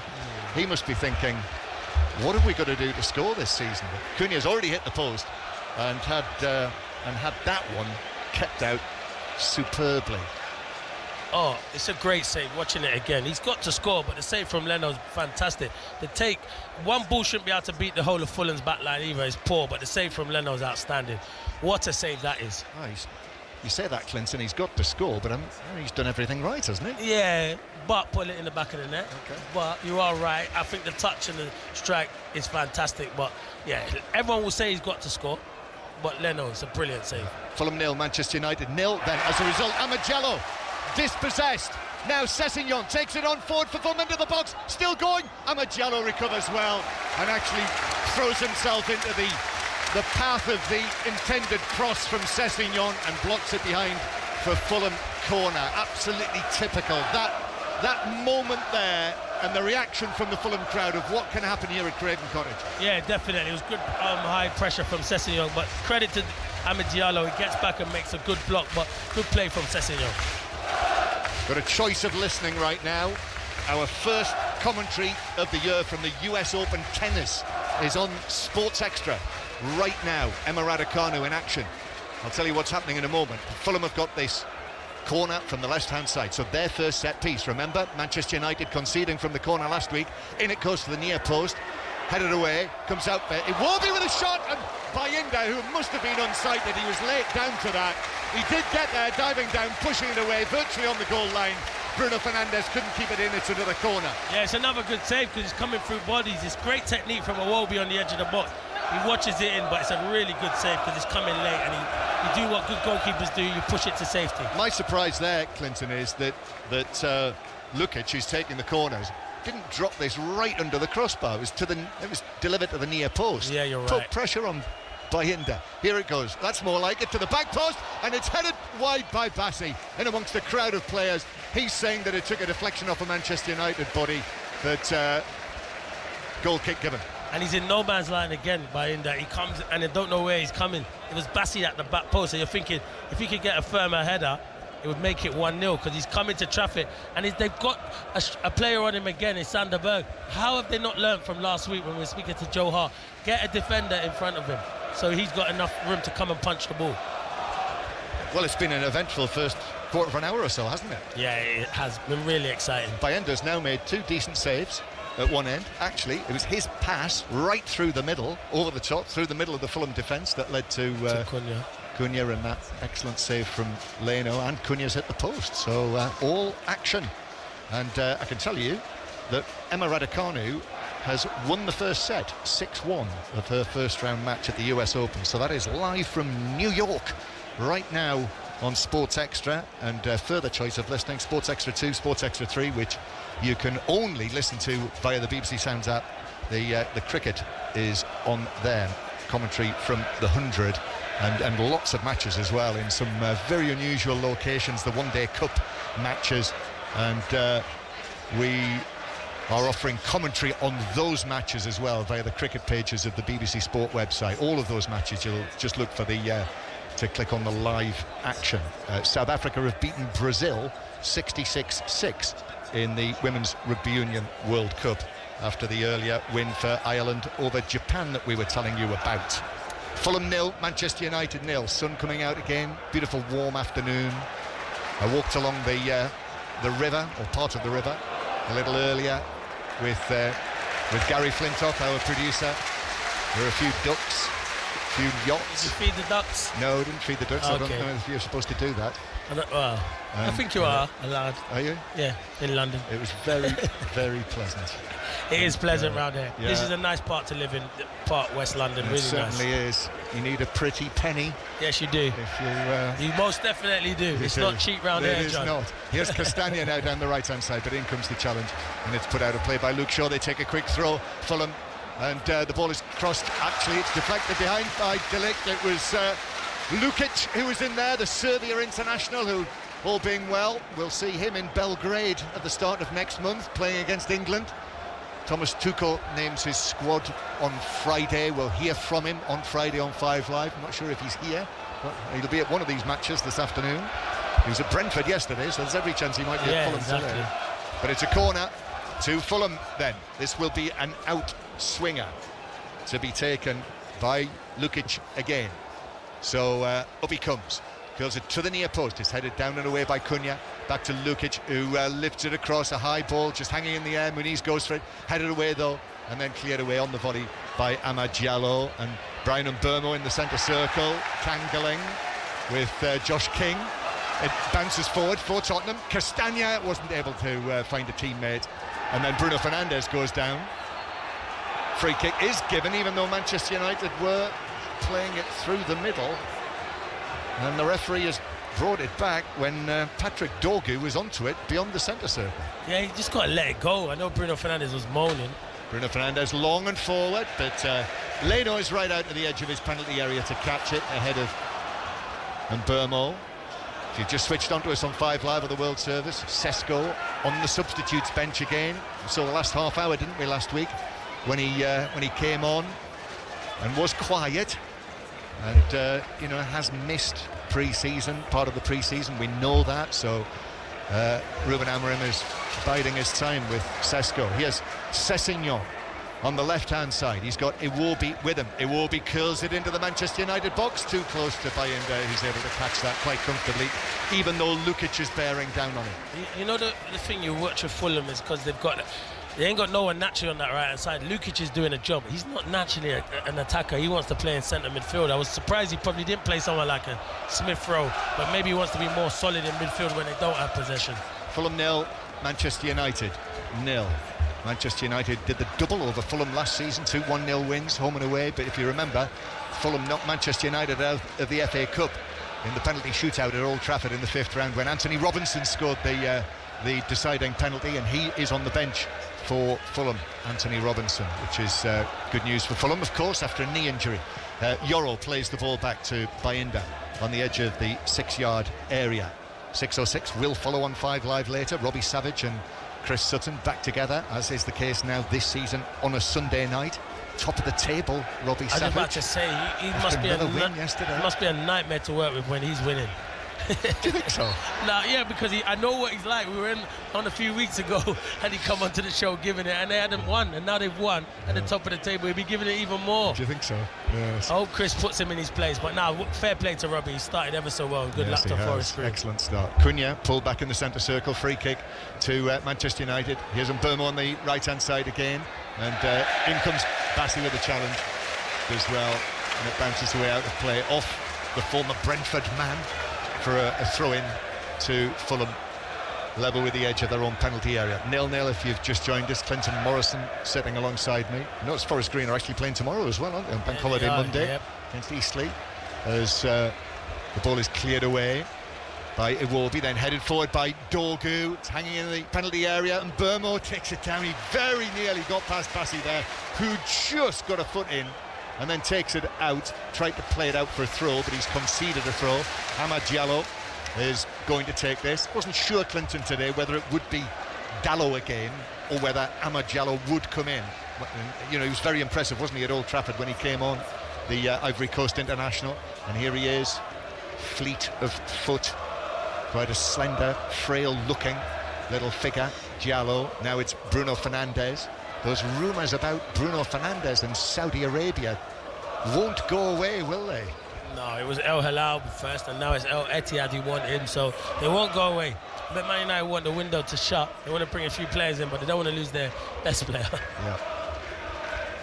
De Ligt with the ball halfway inside his own half. Plays it across here to another of the teenagers. I feel like there's been teenagers everywhere I've looked this weekend, after Max Dowman yesterday and Waneri and Lewis Skelly, and now I'm really looking forward to seeing Josh King today. And remember, this is only his 13th senior competitive appearance for Fulham, and in an important part of the field. The number 24, another one from Kingston upon Thames. That's where he was born, just like Luke Shaw, who's on the ball now. Declan Rice, the Kingston upon Thames set. And some good nights out there in Have Kingston. you? Yeah, Kingston's nice. Really good, yeah. I think I've ever had a night out in Kingston. Right, very good. Ball forward from Casemiro, long downfield. I didn't know Luke Shaw was from Kingston. That's though. where he was born. Yeah, but that's what I mean. I didn't know he was born there. Yeah. Oh, and Declan Rice. Declan Rice, yeah. Ball is with Leno at the moment, with the ball at his feet. So 0-0. Sun just disappears for a moment or two. Thicker bank of cloud above the stand on the opposite side of the ground, where they sell the cocktails. Not on this side of the ground though, as we've discovered today. Here is Iwobi playing it over the top to the edge of the area. Dorgu's able to head it away. Iwobi's onto this, steers it out to Castagna, keeps it in. Castagna, his first start of the season, and then across it comes. King now, 25 yards out, right foot shot straight into the back of Casemiro, who got himself in the right place. He has done for the umpteenth time in his career. Did threaten there, chance for King. Yeah, he looks the most likely at the moment, him and Iwobi. As I said, with Lukic, it's not natural for him with his attacking. He's more of a midfielder that wants to sit on there, but he's doing a good job for the team. Yeah, yet to score his first goal in a Fulham shirt, in a competitive match. He did actually score pre-season. Here's Castagna on the right. His cross into the area, Muniz got a touch to that, out of the box. Iwobi, then to Sessegnon. Sessegnon low and across, but an outstretched leg of Yorrell had to bring that down, and he did actually very well with those fine dreadlocks of his flailing all over the place, but excellently done. Took it down and cleared it away, and then Mbeumo was fouled by Iwobi, and it's a free kick to Manchester United. Yeah, it was good play. It was good one and touch through play. Good ball in from Castagna, and Iwobi picked the right pass to Sessegnon, but good defending from young Yorrell, who had a good game last week as well. He did. Fulham 0, Manchester United 0. Fulham, who ended up with 54 points last season. This ball is played over the top for Shaw, and that's headed away by Tete. Huddersfield now 23-10 up on Warrington, and that is it. That's the full-time whistle. So Huddersfield have won 23-10. We'll get the Wigan news shortly when that match is over from Matt Newsom. But here's Amad Diallo on the halfway line, just over on our side of the field. On this, I mean, it looks absolutely pristine, this playing surface that they're on. Here is Cunha, already hit the post and had a goal-bound effort saved by Leno, the new Manchester United number 10, the Brazilian international. As Amad Diallo just feels Sessegnon, the contact from him goes down and wins the free kick. So Fulham 0, Manchester United 0. Let's get an update on how Emma Raducanu is doing at the US Open from Katie Smith. A brilliant start from the former champion here from 2021. She won the opening set by 6-1 against the world number 128 Ina Shibahara of Japan, and she now has a double break in the second set. She leads by 3-0. Yeah, and commentary right now on Sports Extra, and indeed for the next fortnight after the excellent Wimbledon coverage. I hope you heard it. You know, do listen out for that Sports Extra 5 Live, wherever it is, over the next couple of weeks. Bruno Fernandes playing it out to the left-hand side. He's got too much on that. Straight out of play for a throw to Fulham, which is cheered by the home supporters. And what is the full-time news at Wigan with you, Matt Newsom? Yeah, Wigan have really quite convincingly gone back to outright second in the Super League table. 44-2 winners against Wakefield. 8 tries, 1 for the returning Bevan French. He had his fingerprints all over everything. 2 for Zach Eckersley as well. Jay Field also chiming in. So a really confident win for Wigan. They look back to their best. For Wakefield, well, they'll be heartened by that Huddersfield score. It's about the only good thing to come out of today for them. They were well and truly beaten. Wigan, the full-time score, 44-2 winners against Wakefield. Thank you, Matt. Also, the action is over at the British Masters Golf after an eventful final day. I'll go to Ian Carter in a moment, but Manchester United actually go back into their own half. So what's the news, Ian? Alex Noren has won, the 43-year-old who's come back from serious injury. 11th European Tour win with a closing 67, a stressful bogey to get the job done. He has won it by 1 shot. Matt Fitzpatrick fell back to 10 under. Alex Noren, the champion here. Thank you, Ian. And Ian's going to be busy the next couple of weeks. Lots of Ryder Cup announcements, confirmations, teams, etc., etc. So Ian will have the news on that, and he'll probably be busy tonight as well as Tommy Fleetwood attempts again to win in the United States. He will start the joint leader in the Tour Championship with Patrick Cantlay, so we'll keep you up to date on that during the course of the evening on 5 Live. Fulham 0, Manchester United 0 here, almost half an hour played. A very eventful first 15 minutes. It's been rather more even, Clinton Morrison, hasn't it, over the course of the last 5 minutes or so, as Manchester United win themselves a throw-in on the far side. Yeah, it has, but I feel Fulham have a problem on that right, because Castagna, it's a hard one as a wing-back, because he's in it for his defensive duties, but when they're trying to get forward, he's struggling to get forward and create anything. Yes, I've seen him as a wing-back before, yes, but he's generally more defensive. He'll generally be a right-back. Yeah, you're right. As, I can tell you as well, a couple of results in the one-day cup. Essex have beaten Gloucestershire by 130 runs, and Middlesex have won by 4 wickets against Northamptonshire. Long clearance from Bayinda downfield. They've tried that time and again, poorly defended, but by Anderson, who gave it away to United, but Bassi was in position to cut out the attempted pass forward by Mount. It's been quite quiet, actually, Mason Mount, unlike last week in the early stages. And then Mount again into the challenge with Tete, and then Mount fouls Tete, and that's a free kick to Fulham, halfway inside their own half. I wonder whether Mason Mount is in Thomas Tuchel's thoughts for the England squad. You know, he knows him very well, and I'm told that last week at Old Trafford, Thomas Tuchel was in the tunnel after the match speaking to the England players, and Mason Mount was there. So we'll see. What do you think? Yeah, I still feel he bit early. A bit early. I think he needs a run of games before he can get back into the England reckoning. But it was positive signs last week. He's been quiet this week so far. Yeah, and remember, was one of Thomas Tuchel's Champions League winners in his Chelsea days. Fulham 0, Manchester United 0, and Manchester United, who've won their last 8 Premier League away matches against Fulham. And actually potential club history today, because Manchester United have never won 9 consecutive away league matches against any opponent. But it's 0-0, should be ahead Manchester United, although Fulham will say they could have scored a goal or 2 as well, as Anderson plays it out to Castagna, then infield towards Lukic, back out again, but the pass was heavy, straight out of play. Groans from the home supporters over there in the narrow strip of seats that there is at the bottom of the new Riverside stand, and then that huge top tier which is steeply banked. The director's box up there, ball's played over the top for Manchester United, for Fulham, but it bounces straight through to Bayinda, and we can't quite see the right at the top. Have you been up there yet, Clinton, to the top of the stand? Is there a swimming pool there? That's where they've supposedly got the swimming pool. Well, and apparently the views up there are absolutely sensational. Well, we need to make that happen, John. Yes. We do need to. Can you imagine us doing commentary from up there? Well, what, by the pool? Yeah, literally. One of those cocktails? Yeah. Or mocktail in your case? Mocktails, yes, exactly. Here's Shaw, back to the halfway line. Shaw playing it forward. Nice flick from Mount. Bruno Fernandes into the penalty area, taking on Anderson, gets the ball across, but Bassi is able to position himself in the right place to side-foot it away out for a corner to Manchester United. Yeah, it was good play from Bruno Fernandes. He leaves Joachim Anderson. It's a good ball in, but if he doesn't defend that Bassi, I think Cunha's got a tap in. It's good play from Bruno. Good defending from Calvin Bassi. Yeah, well played. But well played as well by Mount with his pass through for Bruno Fernandes. Or Brun Fernandes, as he calls him when they show us the correct pronunciations.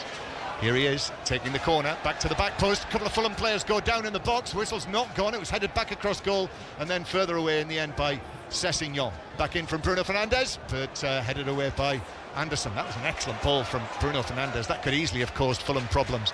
And then across comes Castagna to take it away from Burmo. And Castagna plays it across his back line to Tete. And then Alex Iwobi keeps possession. Gives it to Lukic. Now Berger. But the pass from Berger is behind Sessegnon, who has to slam the brakes on. But he keeps possession. Lukic then to Iwobi. This is good from Fulham, but Manchester United are back in position now, almost dropping into the back five as we look at them across the edge of their own penalty area. Still Fulham in possession though. Sessegnon taking on Amad Diallo, but he kind of signposted that, didn't he? And Amad Diallo was able to say thank you very much and take the ball away from him. Yeah, he didn't move it. He just kind of, his body shape said he's going to go on the outside. It was good defending from Diallo. See, Fulham don't have enough creative players on the pitch for me at the moment, and you can understand why Marco Silva has, but they're not creating enough chances apart from King in that midfield. He's the most likely at the moment to create from Muniz up front. It remains 0-0, so Manchester United still looking for their first goal of the new Premier League season. Dorgu is adjudged to have been fouled from Castagna. There's anger from the home supporters, but I think he had a case there. It is given as a free kick over on that far side of the ground, the Riverside stand, but they also call it the Fulham Pier is what they call the whole development over there. And now they're checking for a penalty. They are looking at a potential Manchester United penalty, and referee Kavanagh's already been called across. Calvin Bassey throws Mason Mount to the ground. Well, this is going to be a penalty. Yeah. Because the video assistant referee, Darren England, has had a look at the pictures, and remember saying there were bodies that went to ground all together in a heap. And you reckon, well, you've obviously seen it, Clinton. No, I'm not sure, but you watch it here, John. So Bassey on Mount, you think? Yeah, Mount's holding him. So he's just thrown him to the ground, Bassey, and then that's how it is. It's not the one after that, because you can see they're grappling each other. Yeah. Mount's holding him, and then he just swings him and throws him to the floor. And it was the corner. It was played by Bruno Fernandes right towards the far side of the penalty area. Yeah, that's where the ball was going. You know, is there a case for the foul on Shaw as well? Yeah, because two Fulham players and Shaw and Mount both go down in a heap together. But I mean, Mount is absolutely, and this is like Mason Mount who was involved in the contentious goal that Arsenal scored last weekend. I've seen that many a times in the box, though. I have seen that. Mount's grappling Bassey. Bassey just throws him off, but the way Mount went down, it was like it was a wrestling move from Bassey. So he does have to be. If they're sending him over there, you know what's going to happen, isn't it, John? Here he comes, Chris Kavanagh, and he is saying, and he said, there is the rectangle. We'll have the announcement as well. I think. Here we go. Fulham number 3 pulls Manchester player to the ground. Final decision, penalty kick. And there we are. Chris Kavanagh, the announcement, as you heard, inside the stadium. Calvin Bassey is picked up for that wrestling move on Mason Mount, and it's a penalty to Manchester United, and now a golden chance for Manchester United to finally score their first goal of this Premier League season. I see that all the time in the Premier League. So he's harsh, Bassey, but you can't put your hands on someone like that. But you can understand why. But yeah, he does. He gets hold of him and just swings him round. You can't do that. I don't know why he's doing it. Doesn't need to do that. But you say there's an argument as well to say that, you know, is Luke Shaw also fouling Muniz? Yeah, exactly. And they've not looked, but they've not looked at that. They've looked at the Bassey one. Right, it's a penalty. So, step forward, Manchester United's captain Bruno Fernandes, the man who scored more penalties for Manchester United than anyone else. 38 out of 42, and from the penalty spot, from 12 yards, no fuss about this. Bruno Fernandes is saying to the referee, I think he ran across him. And I think he said to Bruno Fernandes, wait a moment, I've got to speak to everyone outside the penalty area. Bruno Fernandes, who is never slow in letting anyone he lets everyone know how he feels when he's annoyed about something. And now Bernd Leno has come forward as well off his line to get involved in this as the Fulham captain. And the referee is right next to Bruno Fernandes.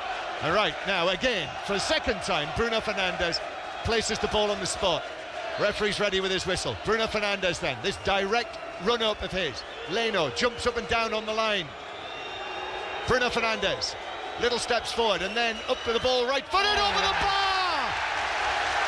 Over the top, into the Hammersmith end, into thousands of celebrating Fulham supporters. A contentious decision to give it, and Bruno Fernandes has not been able to take advantage, and still Manchester United are looking for their first goal of the new Premier League season, 0-0. Wow, and he's one of the best penalty takers I've seen. I feel like he's had to wait a bit, but that's not making an excuse for Bruno Fernandes, because he's a top player, like one of the best around, but he just goes for pure power, side foot, and he's just leaning back and he skies it over the bar. I do think, because the VAR have got involved now, he's going to have to get involved in every incident that happens in the box if there's tugging and pulling there, because Bassi shouldn't be throwing him like that though, Mason Mount, so you can understand why he's given the penalty. I mean, there is an argument to say that the way that Saliba manhandled Mount last week virtually pulled his shirt off his back. Yeah, exactly. But this one is given, but not taken advantage of. However, here's Mount, edge of the Fulham penalty area, little ball into the box, but Tete was able to get a foot in on that ahead of Mbeumo. And then Casemiro is picked up for a challenge. Dive, throwing himself down, yellow card for simulation. Oh, you're listening, Chris Sutton. He'll love that, won't he, Chris? He will love that. He didn't have the legs to get after his first touch, and he thought, I'm just going to dive here. Yeah, he was up against Alex Iwobi. There was the slightest little touch on the lower part of his back, and Casemiro, of all people, threw himself down. And it's a yellow card for Casemiro. He's better than that, isn't he, John? What was that? He's better than that, isn't he, John? Well, as he'll discover later. Exactly. If he's listening, quite possibly.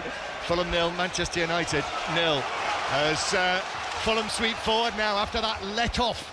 Bruno Fernandes missing the penalty. Sessegnon now for Iwobi, left side of the box. Little chip. Oh, he got it all wrong. And then Bayinda juggled it at the near post. A simple catch. Butcher fingers. Straight behind, corner, Fulham. Yeah, Bayinda's got to do better than that. You hope Iwobi's all right, because he's collided into the advertising board. It was a heavy one. Yeah, you know where we sit here, John? Yep. You have a lot of Man United people here, and they had their phones out, and they were pitching them, facing them to the fans, some of their press people. Yeah, I seen it and I thought, oh my word, what's going on? It went too early, John. You cannot go too early. Yeah. Just slightly concerned about Iwobi. Yeah, it was a heavy collision. Full tilt, you know, and as you'll know, you'll have played here, I would have thought, many times. Yeah, it's so close, and you know, close. It's a bit of a hill when it comes down, like slanting little hill, and you can, if you're going at pace. Yeah, and if you put your foot in the wrong place there, and it's actually where grass meets the artificial surface as well. Yes, you're spot on, John. If you stand on the artificial surface, you can go head over heels, I think is the phrase I'm looking for. Yes. And he did, into the advertising hoardings, but he's okay. Well, he is just hobbling a little, Alex Iwobi, just feeling his right knee, and maybe that's where he banged into, be a bruise there. But it's a corner. Fulham 0, Manchester United 0. And Lukic takes it to the back. Oh, Bayinda comes, didn't make it. And Muniz at the back post. They are lucky there, Manchester United. Bayinda as well. And I think he's saying to referee Kavanagh that he was being impeded. Not sure about that. But he came for it, didn't make it. And it was headed wide by Muniz, who peeled away all on his own. He's got a score, John. At the back post. And diving forward, just headed it down into the ground. John, he has to score. Bayinda again coming for it, just coming out like Superman, missing everything. I don't know what he's coming to punch there. He has to. I get frustrated because I keep saying it. Have someone in front that protects you, so you've not got bodies in and around you. But he ain't learning his lesson. No. Fulham 0, Manchester United 0. Actually remarkable. We haven't seen a goal, isn't it, over the course of everything that's happened in this eventful first half. We are going to get an update from the 100 in a moment, but that's a nice little dummy from Mount, allowed the ball to run across him to Dorgu, and then Mason Mount again, and Manchester United go back towards the halfway line. Half-time is approaching. 3 minutes away plus added time. We're going to go to Old Trafford in a moment. Manchester United though with the ball, as Bruno Fernandes loses out to Muniz. Just a little casual on the ball, and then puts the challenge in on Muniz. It's out of play for a throw-in to Fulham. So, to Old Trafford cricket ground, and Ed Seaborn.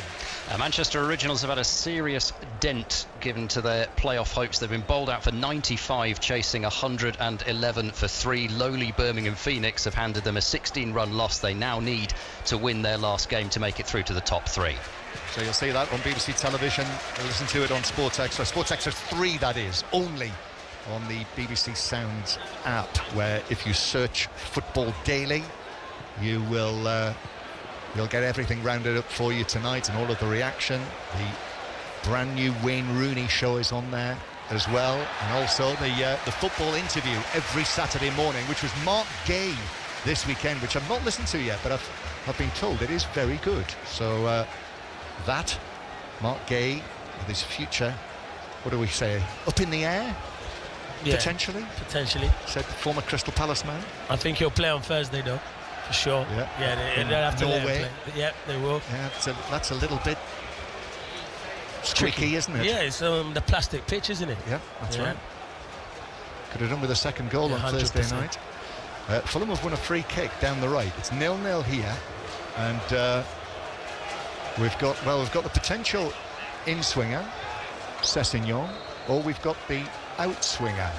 Fulham with players grouped around the penalty spot. It is the outswinger. Overhead kick from Muniz. No, it doesn't make a clean contact on it, and therefore it took a glance and straight out here. Anderson.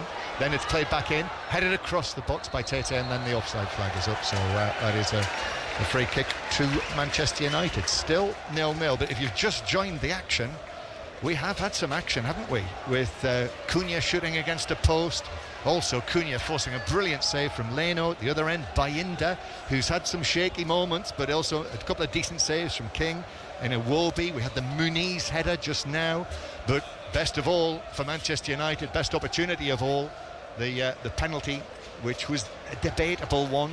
I mean, he was wrestled to the ground. No, yeah, you can't do that. So you can understand why the referees gave the decision. But they got involved in it, VAR. Yeah, they'll be talking about that on Match of the Day tonight. Fulham coming forward. It will be now to Sessegnon, left corner of the box. Sessegnon back to Berger. Then to Bassi, who just brings it forward, curls in the ball all the way across the box. Dorgu missed it as he was trying to turn it away. So therefore Fulham have got it again, and now it's laid across the edge of the box. Berger into the penalty area, but he's in a wide position there, and then in comes the cross from the right hand side from Tete. It's over the top of Muniz, half cleared away by Burmo on the edge of the box. Swung a leg at it, only half a contact. Now in Burmo, now Iwobi, back to Sessegnon, whose cross hits Ahmad on the side of the head, and that bounces away in behind for another corner to Fulham. 2 minutes of added time. So in front of the Putney end, in fact he's walking across there, Lukic, towards where the extendable, the black extendable tunnel is. Done away with that now at Arsenal, the red tunnel, gone. Is it gone? Yeah, it's all open air now at Arsenal, little innovation. And of course the cottage is there, so the people sitting in the top tier of the cottage are looking down on Lukic, who takes this to the back post. Bayinda uncertain, then Castagna with a shot, that's blocked. Muniz for the shot, that's blocked inside the penalty area as well. And then the ball is allowed to run out of play on the far side for a throw-in to Fulham. More Manchester United defensive uncertainty defending a corner. Stop coming for the ball, because you're not going to get there. I'd rather you just stay on your line. You're making your whole defenders nervous. Making me nervous. Exactly. I think he's making every Man United nervous. Climb behind there. Stays. Stops. Don't get there. Goes. Yeah. Stops. Well, Onana on the bench. That without question on 5 Live will be debated later, and Fulham playing the ball into the Manchester United box, and all the while over the last couple of days it has been widely reported that Senna Lammens, this 23-year-old goalkeeper for Royal Antwerp, is a potential target for around about £16 million. I can tell you, Clinton, Royal Antwerp played today and he was not involved at all. They beat Mechelen 2-1 for any Antwerp fans listening on 5 Live, or indeed the World Service.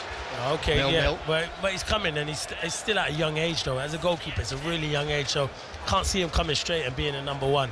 So surprised he just didn't go and get a top-class goalkeeper. Yeah. You're only as good as your back line, and I think that's where you start from, your goalkeeper.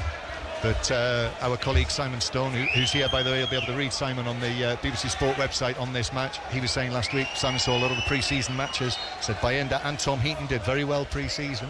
So he should be given a chance. So that's what Amorim is saying about Bayenda. First half is almost over here. Then we'll be going back to Steve Crossman, who's at the new Everton Stadium after their win earlier. So we may well be hearing from Jack Grealish shortly. But a free kick to Manchester United. Bruno Fernandes, long and deep. Muniz heads it away, and that is the last action of an almost action-packed first half, Clinton Morrison. But no goals, 0-0. Yeah, it's a good game of football though, and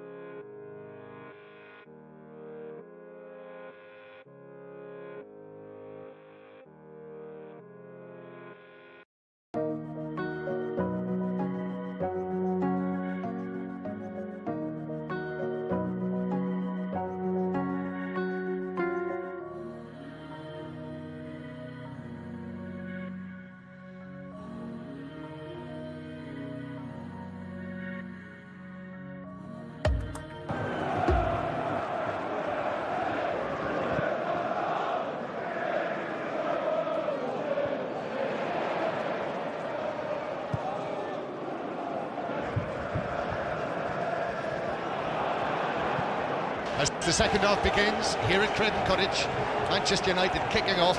It is Fulham 0, Manchester United 0. I mean, it could be 2-2. It could be more, potentially.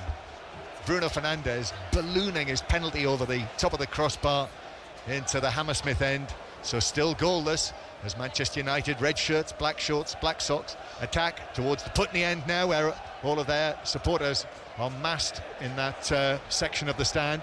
But Fulham clear away, all in white today, Fulham, with the black numbers on the back. And no changes at the break, so still the same teams. Ryan Sessegnon down the left-hand side. Sessegnon's cross at pace right across the Manchester United penalty area, and Castagna can't keep it in.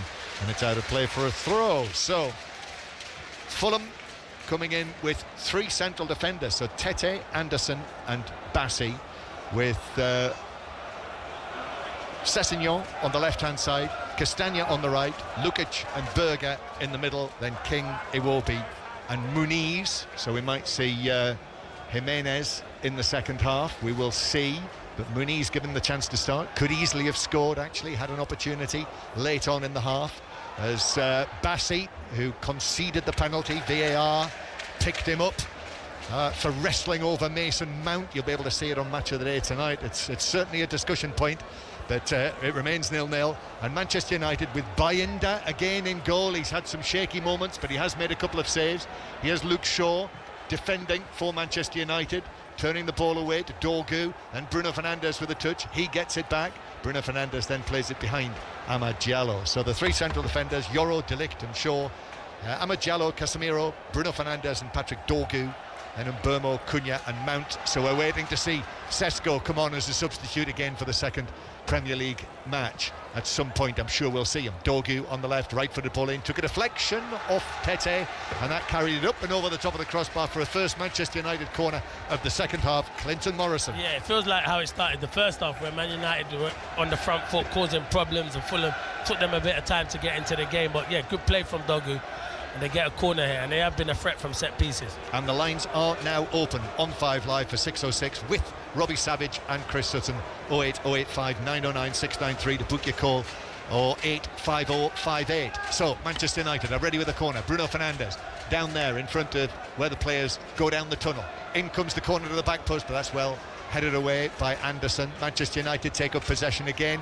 A little flick by Mount. Then Amad Diallo with a shot from the angle. That was on target, but it was more or less straight at Leno, but it was well hit by Amad, and Leno just put his hands up firm, parried it back away. Yeah, it was good play between Mason Mount and Diallo, Amad Diallo. Great little touch, and he's trying to bend it and find that far corner. It's a comfortable save, which you expect from Leno, but it was good play. I think any Manchester United supporter who hasn't been following this in the first half might have heard me say that Sesko's on the bench again, and be saying, why Sesko on the bench? Actually, you know, that front three, Mason Mount again has shown some very good moments in this match, and you know, you explained it on air before the match, Clinton, why it is that Ruben Amorim has gone with this 3 again. Yeah, I believe because Mason Mount has such a good game. He's trying to build back his confidence, his fitness. He does like him, and he played well last week. For the 60 minutes or 65 minutes he was on the pitch, I thought he did ever so well. We will see Sesko, but you still got to get the best out of Mason Mount and keep his confidence high as well. Yeah, it's a balancing act. Decisions, as he was saying last week, ahead of the first match of the season. Fulham 0, Manchester United 0 after that win for Everton earlier. Heard from David Moyes and Jack Grealish at half-time. 1-1 Crystal Palace and Nottingham Forest. Very entertaining Nuno interview has just been on the airwaves, if you want to rewind and hear that, if you're a Nottingham Forest fan and you've just got back into the car. Bassi playing it forward now to Iwobi, who's dropped deep, and now he's running at the Manchester United defence from the left-hand side. Gives it to Josh King. King back to Iwobi. Iwobi looking to his left. Sessegnon is there. Now Iwobi again, right-footed ball curled in. De Ligt throws himself at it, heads it away. Diallo doesn't clear it. Sessegnon wins it back. His cross deflected. Yoro heads it down. And Manchester United have been able to get it away, but only back to Iwobi, who was thinking about a shot there, I think, and it just ran away from him from an angle. Casemiro got a touch, and it's out of play for a throw into Fulham, 10 yards inside their own half. So 0-0 it is. Fulham will be involved in the Carabao Cup this midweek. We will have commentary and coverage of all of the matches Tuesday and Wednesday night. Fulham are home here to Bristol City on Wednesday. Here is Iwobi now with a chance to take the ball forward, which he does. Gives it to Sessegnon. Sessegnon measures the cross. Muniz beaten in the air by Luke Shaw, actually jumping with the big Fulham number 9, the Brazilian, who has certainly interest in him, as has been widely reported. 35-40 million pounds Atalanta for this 24-year-old. Fulham attacking again. Ball across Lukic into the penalty area, but that's cleared away by Shaw, straight behind corner Fulham. Yeah, but you know, Man United are not waiting long. I think Dalot and Šeško are going to come on now. I think they're going to make a double substitution. I saw them both getting called back, but you're right. Fulham have started the second half really well, John. Yeah, double change. Šeško is just pulling up his socks over there, so Ruben Amorim wasting no time. Played 5 minutes of the second half, and we're going to see that double change very shortly. But a corner, another corner for Manchester United to defend. So United fans, hearts in mouth time again, possibly. Lukic with the corner from the right, which is headed wide by Anderson, arriving at pace. No defenders there. Bruno Fernandes, I think, did enough. And Anderson saying there was a touch off Bruno Fernandes. It's a goal kick that's given though. And then United were going to take a quick goal kick, but the referee says, wait, we will have the changes now. And actually, Joachim Anderson talking to Chris Kavanagh as he walks past him, saying, how was that not given as a corner? Yeah, I don't think Kavanagh wanted to make the decision. He was waiting. Right. First man off, Casemiro. So and Ahmad's already gone off, sorry, on the far side, John. And Ahmad Diallo. So Dalot and Šeško. That means Mount will go and play with Bruno. That is really attacking. Further back. Yeah, further attack. It's good though. It is good. It's good that Mason Mount stays on the pitch for sure. Well, he has to be disciplined though. Clearly, Clinton, as you will well know, Ruben Amorim will have had a look at this in training this week, won't he? Yeah, definitely. It's obviously an option that he was thinking of, and therefore first substitutions. Ahmad Diallo replaced, so that's a straight swap with Dalot coming on. The Manchester United number 2. So 0-0 it is. 5 Live in the World Service from the BBC. Bruno Fernandes passes the ball into the path of Cunha, but there was a touch there from the defender. I think it was Anderson who came across, and it's played forward by Tete off Dork, who slaps his hands in frustration because it's straight out of play for a throw-in to Fulham, halfway inside their own half. So so we now have Šeško through the middle, Clinton, and Burmo to the right, then Cunha now to the left-hand side, and Mason Mount a little further back. Yeah, playing with Bruno Fernandes is very attacking, but it's ambitious, and fair play to Ruben Amorim because he's going for it. He is. Ball played back to Leno. High and long from him. Muniz is able to head it on to Josh King, who hooks it past Yoro, and King almost away from Yoro, the two of them. He was struggling there, Yoro, to get back, and stretched out a leg on the edge of the area. He had to make that. He had to get the ball, and he did. Yeah, it was a great little flick from the youngster King, and he had the pace as well, King, but you know, you've got them daddy long legs. It was a great timing of a tackle from Lenny Yoro. He had to get it right, or he would have been sent off. Great defending. Yeah, excellent defending, and now he watches the ball drop over him, and again it's King who is there with him. That was a great contest to sprint over probably 15 yards. I thought King was going to beat him. I did. It was the touch from King. It was a great little bit of skill, the way he flicks it round and he gets on the end of it. It's fantastic. It would have been some goal if he did, but good defending from Yoro. But he's been the bright spot for Fulham. Yep. So it's still 0-0 here at Craven Cottage. As I say, League Cup commentary on Tuesday night. Sheffield Wednesday against Leeds United. Wednesday night, Grimsby Town against Manchester United. So listen out to that from Blundell Park on Wednesday evening. I'm not sure when the last time was that we did a commentary from Blundell Park on 5 Live. Ball forward, De Ligt gets a foot to it. Josh King was behind him. He's just launched it up in the air, and then Luke Shaw challenging for it against Castagna. It bounces out of play for a throw-in down the right for Fulham. So yes, football Tuesday, Wednesday live football, and then live athletics from the Letzigren Stadium on Thursday night. The Diamond League athletics from Zurich, where England played at the Euros in the summer. Cross from the right-hand side from Tete, but that's over everyone. Iwobi can't keep that in, and it's out of play for a throw-in to Manchester United.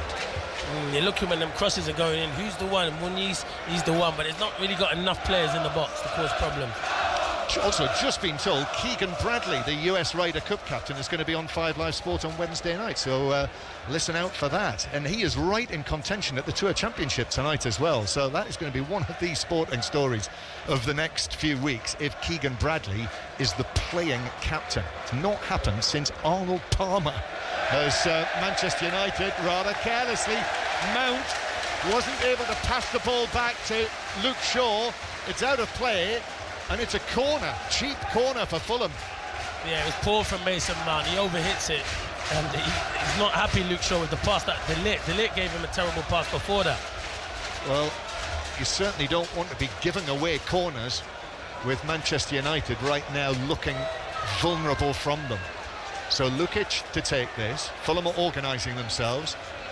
Berger is just wandering in, and in fact I think that's Castagna who's just going in front of goalkeeper Bayinda. So Lukic down there to our right-footed with the corner to the near post, which is glanced on and then deflected up in the air, and Bayinda comes and makes a routine catch. It just bounced up in the air and he was quickly to it and was able to catch it. Yeah, he looked more confident there, but there was not enough. The ball in from Lukic, he's got to be testing him, putting it on Bayinda. Keeps hitting the near post. Lovely afternoon weather-wise here. Pleasant, warm, no sunshine at the moment, light cloud cover by the River Thames, and Manchester United in possession inside their own half. Long one forward for Shaw to the edge of the box. Late goals has been a feature of the meetings between these sides in recent times as well, and it's 0-0 now, well into the second half. Ball out to the right-hand side. Dalot into the action. Left-footed ball across. It will be stuck out a leg and deflected it up and behind and wide. And into that bevy of photographers in front of the Manchester United supporters. It's a corner to Manchester United now from the right. Yeah, and you know how Šeško's going to get chances? He's not going to get them from Mbeumo and Cunha with crosses in, because they're individuals. It's got to be for Dalot and Dogu on this left-hand side. They've got to get crosses in. Well, as you know, I was at Arsenal yesterday to see Gyökeres open his account after his quiet start at Old Trafford.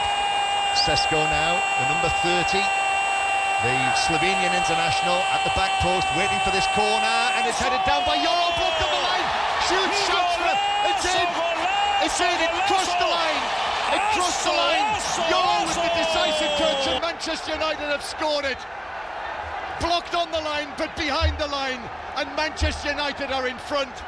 Fulham 0, Manchester United 1, and finally, that first goal of the season has come for Manchester United. I don't like zonal marking, John. I'm not a big believer on it. And you can see Yoro, Šeško, they were all there waiting at the back post. The delivery from Brian and Mbeumo is good, but Lenny Yoro just gets there, and it's a good header from Lenny Yoro. And it just looked like there was no Fulham players near them. Fulham are upset though, and VAR are going to be checking something. So something might have happened in the build-up. The Fulham players are certainly suggesting that Lenny Yoro, slight little shove on Calvin Bassey. That's what they'll be looking for. Look, there is a shove. Now there is a shove, and it actually comes it off Muniz. Yeah. Yoro heads it goalwards, I think on target, and then it hits the back of Muniz. It does hit Muniz. Wrong foot Leno into the back of the net. Scruffy goal. Big question is though, well, it looks as though it stands. Yeah, it's been given. Goal's been given. That's debatable. I'm surprised because he's put two hands on him, hasn't he? He's put 2 hands on his back, Calvin Bassey. He has shoved Bassey out of the way. Yeah, it's gone against Fulham today, the penalty that Bassey gave away, and then he should have probably had a foul there. Well, I can understand why Marco Silva, over there on the far side of the field, is asking the fourth official, Robert Jones, how was that? Because he'll have seen it already, Marco Silva. They'll have watched it down there on the screens. You can't put 2 hands on a player now, John. No chance. No. So the goal stands in the 59th minute. Lenny Yoro, only the second goal that he scored for Manchester United. The 19-year-old, the young Frenchman who missed a good deal of last season, remember, actually didn't play under Erik ten Hag. But he scores Manchester United's first goal of the new season well into the second half of their second match. And Manchester United 1-0 up. And they're attacking, looking for a second goal now. Shaw. Just down in front of us, Bruno Fernandes, Mason Mount. Now, having just taken the lead, Manchester United are saying here, let's just let's just keep possession and not give Fulham a sniff. The goal scorer, Yoro, actually it's a long pass forward for Dalot down the right, lovely touch from him, is able to get the crossover via a deflection off Sessegnon, but Leno is able to pick it up. Fulham playing it out from the back nicely, confident. Anderson, Tete, and then Castagna, flick from King, that's nice. Castagna infield. Berger is going to get there for Fulham. Oh, Yoro slid in on him. It's a foul, referee. The referee has not given that as a free kick. He's obviously saying he got a touch on the ball, but he's certainly got plenty of Berger as well. It looks like he didn't get nothing from me. I'm so surprised. Cross for Fulham, deep to the back post. Castagna is able to take it down, backing away into the full-back position, works it back, Tete with a cross, lifts it to the back post, header from Muniz, stretching forward, could only, under pressure, head it up and over the top left corner. Goal kick to Manchester United, who lead 1-0 on 5 Live in the World Service. Yeah, you're right. And it looks like now Fulham are going to make a double substitution, John, as well. They're going to get busy, but I'm so surprised he hasn't brought on Adama Traore as yet, because I do believe he could cause a lot of problems on this right-hand side. Looks like Sessegnon and Castagna are coming off. Wilson and Robinson coming on.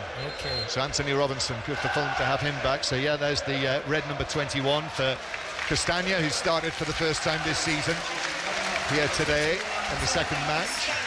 So Robinson will come on for him, and Sessegnon as well, who has also had an injury. He wasn't involved in the first match at Brighton. And a big cheer for Robinson. Yeah, they must go to a 4 surely there, because I can't see Harry Wilson playing as a right wing back. Yeah, Robinson has taken up the left back position, obviously. The USA international. Or maybe he is going to do that job, which I'm so surprised, because you want someone who's got, it's a good player, Harry Wilson, but someone with pace like Traore getting up and down there. Yeah, and he carries a goal threat as well, doesn't he? Yeah, he does. Harry Wilson, six goals last season, the Welsh international, and he is playing here as on the right-hand side. So Marco Silva makes his changes. Manchester United leading with a goal that was scored in the approximately 148th minute of their season.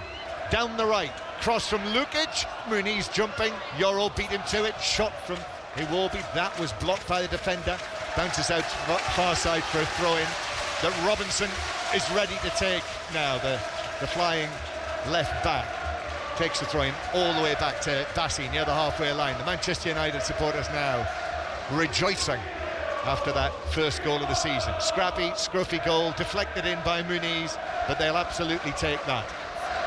Lines open for 6:06. I'm sure you'll have opinions on some of the decisions that have been made here surrounding that goal, and indeed the penalty that was awarded Manchester United's way. 08085 909 693 to talk to Robbie Savage and Chris Sutton on 6:06 on 5 Live once we've wrapped things up here at Craven Cottage.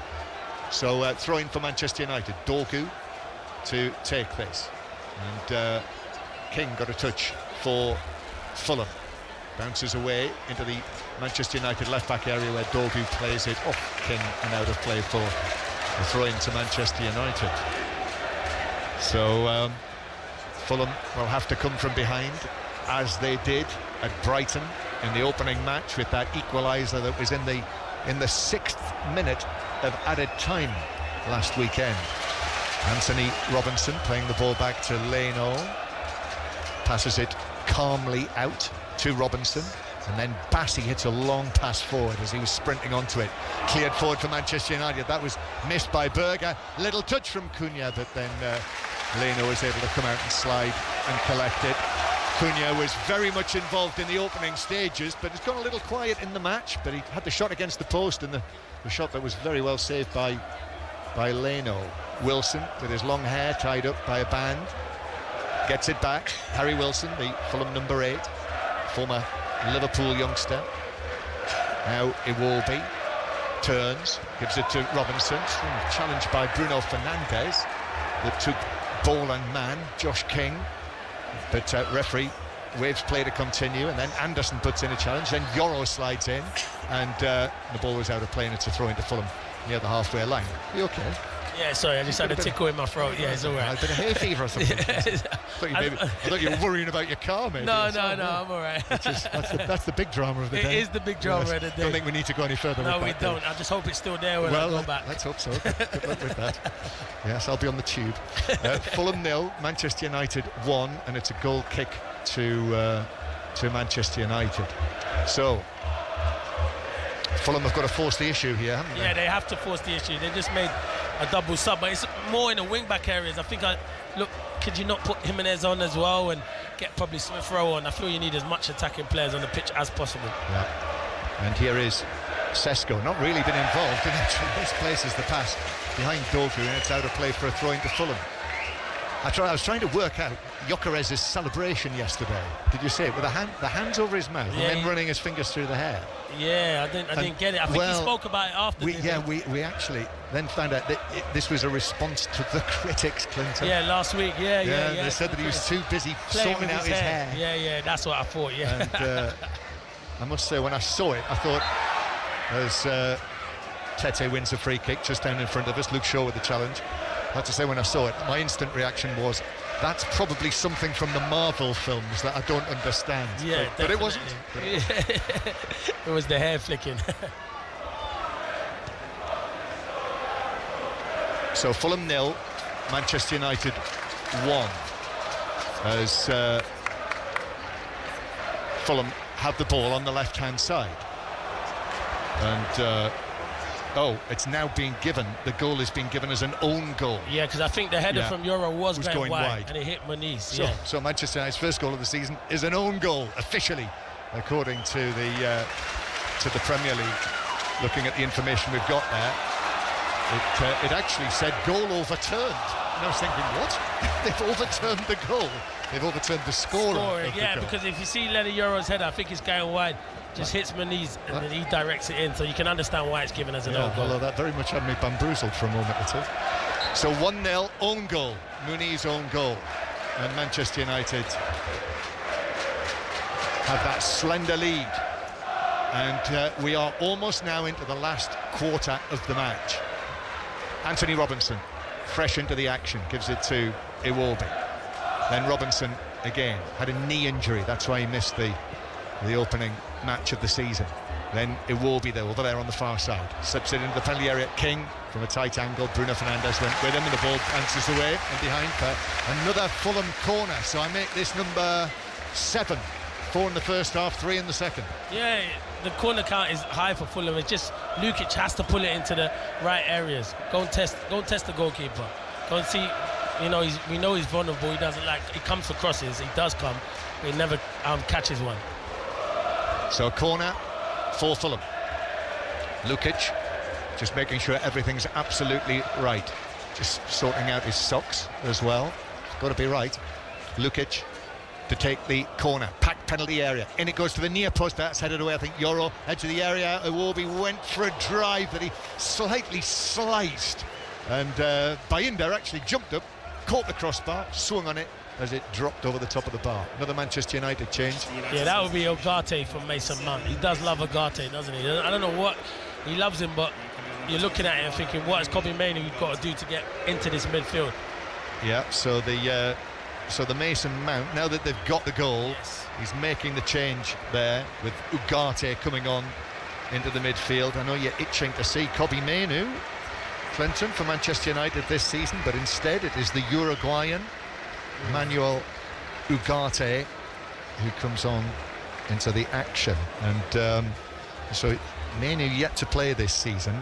And I know this is generally known, but I think when you look, Højlund's out of the picture now, Garnacho seems on his way, Sancho, Anthony, Malacia as well. That is some talent, isn't it? Currently not playing for Manchester United. And some money. Yeah, and some money. I mean, how much will that be? If full market value there, that's probably well over £200 million worth of footballers. For sure. Ball's at the back with Bayinda, and he picks this up. Manchester United in absolutely no hurry at all. Manchester United on course for what would be their 9th consecutive Premier League away win against Fulham. Not since the Sir Alex Ferguson days back in 2009. have Fulham beaten Manchester United here in the Premier League. It's a good team that. I was here for that match. Murphy, Zamora and Duff scored for Fulham in that 3-0 win back in December 2009. Some good players there that you just mentioned, for sure. You'd have played against that Fulham team. Yeah, very good. Manchester United just slowing it down, slowing the tempo down of the match. Fulham are going to make another change. 2 changes. I think Smith Rowe is going to be one of them. Jimenez. And also Raul Jimenez. So Rodrigo Muniz makes way. Started today, that's what he wanted, but wasn't able to score in his own net. He has technically scored in the first 2 matches of the season, 1 for, 1 against Fulham. And Josh King is replaced by the former Arsenal and England midfielder Emil Smith Rowe. Got potential, King, you know. I like what I see from the 18-year-old today. He's got some great little touches and stuff, and must be doing well to keep Smith Rowe out of the team. So fair play to him. We can be happy with his afternoon's work. Yep. And Marco Silva making those changes to try, as we say, to force the issue, force Fulham back into this match. You were talking about the win here against Liverpool last season in April. That is the last time that Fulham won here in a competitive match. Lost their last 3 Premier League games here at Craven Cottage of last season. Misplaced pass from Luke Shaw, halfway inside the Fulham half, but out of play for a throw-in. So a little bit of a rejig for Fulham now, with the experienced Raul Jimenez, the Mexican, on up front after his 14 goals last season. More like the return of his heydays before that head injury, and did very well, actually. Scored 3 goals for Mexico as they won the CONCACAF Gold Cup during the course of the summer. Scored in the final. Bale played forward for him. Jimenez now makes ground. Ball across the penalty area, but Dogu got there first for Manchester United, was able to clear it away. Iwobi is onto this, plays it back to Robinson. Robinson now running at Dalot, gives it to Iwobi, ball into the box, a little quick from him. It is, and it's in!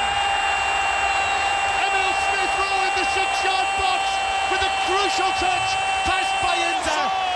It only took a little touch, that was enough, and Fulham have their equaliser, 1-1. Yeah, you know what, John, it's a good move from Iwobi, but you know he plays a big part in this. Jimenez, he gets across the near post, and once he gets across the near post, Man United defenders can't touch him, and that's what you want, an impact from his substitution. Smith Rowe playing in that number 10. It's a good finish from Smith Rowe. He's fixing his hair as well, so I wonder if he'll do that celebration as well. They're all fixing their hair. They are. But he'd only been on the field for a few seconds, Emil Smith Rowe, really. I'm not sure how long, probably less than 2 minutes. And he stole in there, and he just got the crucial touch, toe end on the stretch, beyond Bayinda. Yeah, it's a good finish, because you know what, Joe? It's bouncing up on him, and he has to control it, and he just toe pokes it past Bayinda. Really good finish, but good play from Jimenez. He makes that initial run across the near post. 73rd minute, the equaliser for Fulham. Emil Smith Rowe. 6 goals in his first season for Fulham last season. Had a crucial instant impact there as the ball bounces up and hits Jimenez's arm on the halfway line, and that's a free kick for Manchester United. So 1-1 now, and Marco Silva's changes have worked. They have, and Man United's changes haven't really worked. For Šeško, Buemo and Cunha now have been really, really quiet since he's come on, and Man United haven't really got on the ball. Lines open for 606. 08, 085 909 693. Robbie Savage and Chris Sutton are waiting for your call. Mark Chapman on the Monday Night Club tomorrow night on 5 Live. Theo Walcott and Steph Horton on there with Rory Smith as well. And we'll update you on Newcastle Liverpool tomorrow night during the course of that. That's 5 Live Sport from 7 o'clock tomorrow night. Major League Baseball on the BBC Sport website tonight, incidentally. Here's Dogu on the left-hand side, playing it back in field. Major League Baseball Bundesliga match was on the BBC on Friday night. Harry Kane hat-trick. Yep. Did you spot that Erik ten Hag lost his first league match? Did he? I didn't spot that. I saw the Harry Kane obviously scoring goals for fun. I think Elise scored, didn't he, as well? Yes, he did. A couple, I think he's a player, by the way. Yes. And Bayer Leverkusen lost at home to Hoffenheim yesterday. Dogu impeded by Wilson. That's a free kick to Manchester United.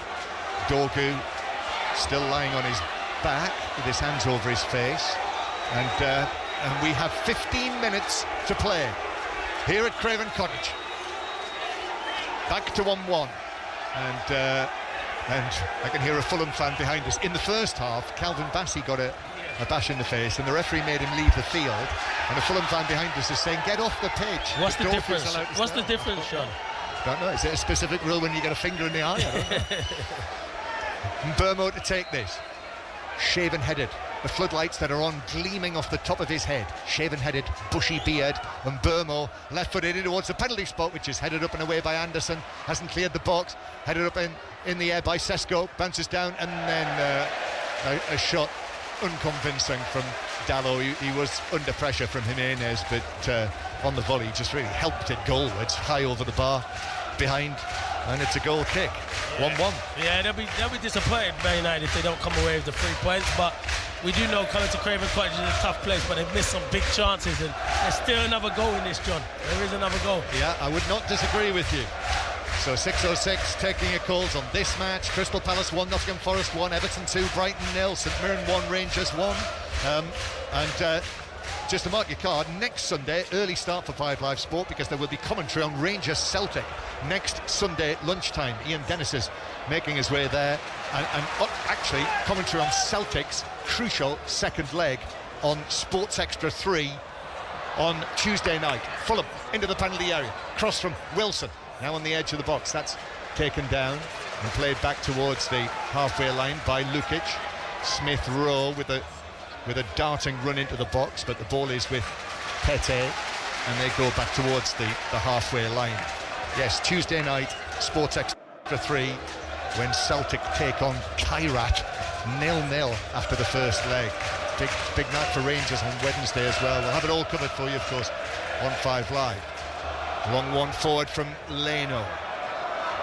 Here's Smith Rowe now, the Fulham goal scorer, getting the ball down, playing it to the left-hand side. Fulham attacking with Iwobi. Ball into the area. Jimenez across the face of goal. No one could get a touch in the middle. And actually, the offside flag was up in any case. So it's Manchester United's free kick. Yeah, they look the most likely at the moment.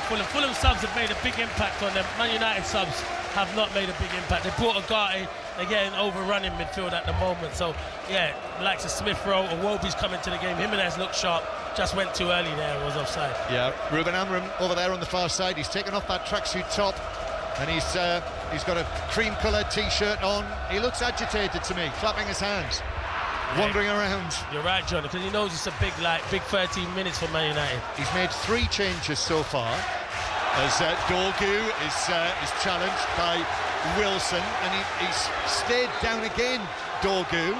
Referee says don't take the throw-in yet. Fulham is going to walk across just to see if Dorgu's going to get back to his feet, which he does. And the throw-in will be taken. Manchester United. You mentioned Menu, the other substitutes. Xerxes is on the bench now, fully fit again, so a couple of options there. Yeah, you could throw him on for one of them, Buemo and Cunha, who've been really quiet in the second half. Yeah. Compared to last week, Mbema and Cunha? Yeah, definitely, really quiet. That was at Old Trafford, this is at Craven Cottage. The home crowd are up, as Clinton Morrison suggested. They've got a bit of momentum here, and there's a long one forward. De Ligt is going to allow it to bounce back to Bayinda, who comes to the edge of his box and is able to claim it and just roll it out underarm to Yoro. So Manchester United had the lead, but have been pegged back by that finish from Emil Smith-Rowe. And Bruno Fernandes now reaches the halfway line, taps the ball into the path of Shaw. Back to Bruno Fernandes, cross-field pass from him. This is all pretty much at walking pace at the moment. Dallo, then quickly forward to Mbeumo. Dallo now onto this, inside the penalty area, but well defended by Bassi. He struggles, Dallo. He's not as good as... I understand why he's made that change with Diallo, but when Man United now need a goal, Dallo's not that person who's going to go forward and create stuff. He's better defensively, but we need more attacking players now. They're pushing forward. Iwobi it was. He's covered a lot of ground, Iwobi, hasn't he? He's had a good game. Good game, another good game. Yeah. And here he is, Alex Iwobi, the Nigerian international, former Arsenal man. Then it's taken up on the halfway line Tete carries it forward, still going. Tete, Manchester United players in front of him, Bruno Fernandes and Dogu. Harry Wilson, then to Lukic. Sun just forcing its way through now. It comes through the roof of the new stand, the clear panels in the roof of the Riverside stand on the opposite side of the ground. Fulham fans, I can sort of feel them behind us, these old wooden seats. They are inching towards the front edge of those seats as Fulham comes forward. Smith Rowe, edge of the area, they wanted to shoot. He gives it to Wilson. Wilson trying to work a position, then back to Lukic on the edge of the box. Tete slides in on this, comes out with the ball against Dogu, crosses it, headed away by Ugarte. Fulham again, Lukic, Tete in the area, then Smith Rowe tries to roll the ball, roll the defender on the edge of the area, wasn't successful, and Manchester United clear it. 10 minutes to play, 1-1 the score. Lukic bringing the ball up towards the edge of the Manchester United box again. Come on, Fulham is the cry. Now Berger all the way across to the left-hand side. Robinson down, Robinson overhits it. Maybe a little rustiness, I don't know. He had time there, but overhit the pass through. Goal kick, Manchester United. It's got to be rustiness, because it was a simple pass. It was a 5-yard pass into Smith Rowe, but Man United look tired, John. They look tired. Dogu on this, Harry Wilson and Tete are causing them all kinds of problems there. They look tired down this left-hand side at the moment. Yeah, it's right there for the taking, this game. If there's anyone up there in the swimming pool on the roof of the new stand, if they're up there, I suspect they might have popped out and just had a look down on the action. Yeah, definitely. Could be a thrilling finish yet here, down at ground level. There's a foul on Bruno Fernandes on the halfway line, and it's a free kick. I sense the frustration from these Fulham supporters with referee Chris Kavanagh today, but Bruno Fernandes winning the free kick, and he asks for the ball. The Manchester United captain missed a penalty in the first half, hit it over the crossbar. Manchester United did take the lead with the Euro header that was deflected into his own net by Muniz, but Emile Smith Rowe equalising for Fulham, and Smith Rowe now in on the challenge. In fact, Berger slides in, he keeps the ball for Fulham. Manchester United though back with it. De Ligt and Euro, and now De Ligt passes it forward for Manchester United. After the European matches, we'll have news of the draws as well. The European draws they're on Thursday, Champions League, round about tea time. Friday for the other two competitions. Manchester United not involved in Europe this season for the first time for over a decade. Manchester United not involved in any of the European competitions.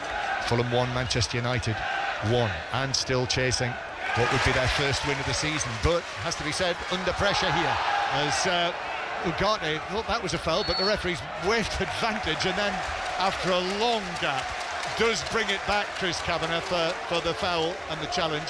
Bruno Fernandes is asking the question, but it is a free kick. It is a free kick, but he let the advantage go, and Wilson gave it away, so I can understand why Bruno Fernandes, he let it play on long enough, but it was a foul. It was reckless again from Ugarte. As I said, I don't know, he's in there to break it up, but that's where Fulham are causing problems. Smith Rowe in particular getting on the ball. But they've got no movement, Man United. It's gone really flat for them in this second half. Just caught his toe end, a little bit like Goodmanson on Max Dowman yesterday. Was a penalty, Clinton? Yes, it was a penalty, yeah. Absolutely, yeah. You're right. That's what I heard you say it, so I believe it. Well, yeah. Although I saw Matt Upson after the match yesterday, and Matt said, central defender, he said, no, that wasn't a penalty. Yeah, he'd always say it, Matt. Here's Iwobi for Fulham, carrying it forward again. The danger, Robinson's overhit that again, the cross from the left-hand side. And Lukic, though, has kept possession for the all-white of Fulham. Back to Tete, ball across the penalty area. Ugarte slid in, cleared it away. And then Tete, lovely, dragged it away, took it away from Cunha. Lukic on the right-hand side, might have gone for the first time cross there, Tete. Then touch, nice from Wilson, opens up for Tete, ball across, and then Jimenez tried to turn, he couldn't do it, it bounced away from him. And then free kick given for Anderson's challenge on Cunha on the edge of the box. United play it downfield quickly, and Dalot volleys it forward, and Burmo now, and Bassi comes out with the ball, and Burmo's left on the ground. And Burmo's suggesting that Bassi fouled him. Referee Kavanagh's not interested. Nah, he's not interested. I think Bassi's had the better of Mbeumo. He's big, he's strong, he can match him for pace, and he hasn't liked it this afternoon. He's won that battle so far. Yeah, Calvin Bassi. He's conceded the penalty here, and if you've had a chance to see that, watch it on Match of the Day tonight with Gabby Logan in the chair this evening for Sunday night Match of the Day. Rob Green's going to be on tonight, actually. Anytime on the iPlayer, and if you haven't heard, new this season, the Premier League highlights available, BBC Sport website from 8 o'clock. But Match of the Day will be there for you with it all packaged together. Wilson running in field. There's been a collision with Ugarte, who's down, but Sesko plays it. Manchester United, I'm not going to put it out of play. The tall Sesko, 6'5", strong, surrounded by three, and then a blatant pullback by Lukic on the shirt of Bruno Fernandes. That is a cast iron yellow card for the Fulham number 20, and a free kick for Manchester United. Yeah, he had to do that. It was good play from Sesko and Bruno Fernandes. Another double substitution from Man United. Okay. Now, I think one looks like Aiden Heaven. Yeah. Is that Harry Maguire behind Amorim? Yeah, good shout. Yeah. I think you could be right, John. You've got good eyes. It probably calls for Maguire, doesn't it? And he'll make the change now because Maguire will be a threat from the corner. From the side, because Dogu has played it off the Fulham player Wilson behind. It's a corner to Manchester United. And so, yes, absolutely right. Yorol, the man who forced the issue with the goal. And it is Aiden Heaven and Harry Maguire on for Luke Shaw and Lenny Yorol. So double change at the back with Aiden Heaven coming on, the man who was signed from Arsenal, the Londoner, who now plays for Manchester United, signed from Arsenal in the transfer window in the winter last season. And it's a corner for Manchester United. The match is poised at 1-1. We have 3 minutes left to play here at Craven Cottage in the summer sunshine. Bruno Fernandes to take this from just in front of the cottage itself. Deep to the back post. Good header away by Bassi. Got it well under pressure in amongst a crowd of players. Good defender. Dogu takes up possession again for Manchester United on the right-hand side. Here's the ball in, and it's blocked. Again, it is Bassi in the middle, blocking the low cross from Cunha, deflecting it behind for another Manchester United corner. It's a great ball from Cunha, but the defender's nowhere to be, and it was good defending from Bassi. Really good defending. Got himself in a good position. So a corner. Heaven coming on as the left-sided central defender. Remember, Martinez is out injured at the moment. He scored here last season in the 1-0 win for Manchester United, but on the injured list. So Maguire in the middle. But here's the corner for Manchester United, which is taken in and headed just wide by Maguire.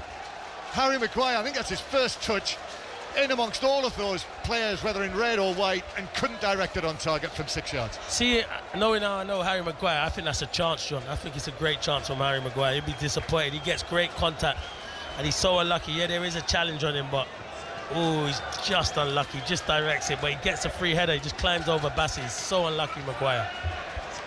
In the cricket, and it feels like a cricketing day. More results in the one-day cup. Somerset have beaten Kent by 4 wickets. Warwickshire have also beaten Durham by 4 wickets. As I say, commentary via the cricket pages on all of the matches of the BBC Sport website. Fulham 1, Manchester United 1. Now there's a tangle between Jimenez and Dogu. Out of play. That is given only as a throw-in. Although Manchester United, we're going to take it, and the referee has said it's a Fulham throw. That old trick. And you know, the way the match is, I know Maguire's just had that chance, but it's got the feel of, for Manchester United, if they win it, all well and good. If they snatch a winner, but kind of, we'll take a point here. Yeah, we'll take a point, definitely. It's not an easy place to come to Fulham. They'll be disappointed they took the lead and not gone on and won it. 1-1. Smith Rowe, ball centrally. Wilson was looking to turn there, 25 yards out. Instead goes back to the halfway line, and then Smith Rowe is able to take it on again. He's brought a real brightness to the Fulham team after Josh King has been preferred to him really in the starting lineup so far this season, the teenager. But Smith Rowe's on, and then there's a foul off the ball by Dogu, and a free kick to Fulham on the right-hand side. A real opportunity from a set piece to be swung in from the flank. 5 minutes of added time are going to be played at the end of the 90 minutes, which are imminent, Clinton. Yeah. Dogu's had a bad 15-20 minutes. He's not. When Luke Shaw was on the ball, his movement wasn't any good, and that is just lazy defending, and it could cost his team now. It's dived in on Lukic. So there's the signal. 5 minutes of added time. Fulham have not beaten Manchester United here since 2009. And the home supporters here, you can hear their cardboard clatters, some of them just being flourished. In fact, they're doing that very thing in the Hammersmith stand behind the goal. I can see lots of them being flapped. Free kick, Wilson or Lukic. It's Wilson, it's left-footed, it's into the danger zone. Tickle deflection, bounces down and is cleared away, driven away, right-footed downfield by Ugarte. And Bournemouth chasing this, but Robinson running across, timed it well and puts it out of play for a throw into Manchester United. We're in added time now. Lines open for 6:06. Top of the table, Robbie Savage waiting alongside Chris Sutton to take your calls on 08085 909 693. That'll be coming up shortly in the next 10 minutes. But a throw-in, Dogu to take this. Now it's Manchester United thinking at the other end that they might be able to snatch a winner. Dogu just rubs the ball against the red shirt. Here's the throw. A little bit agricultural, lad. In fact, it's quite poor.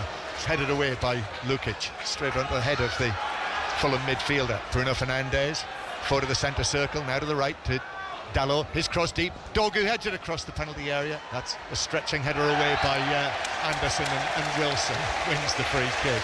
Not sure how much contact there was from Dogu on him, but Wilson threw himself down. Free kick Fulham. Yeah, it's clever from Wilson, but Dogu doesn't need to do it. He's not going anywhere, Harry Wilson. He's got to head that away. So he's putting his team under pressure, and now easy free kick. Not good enough.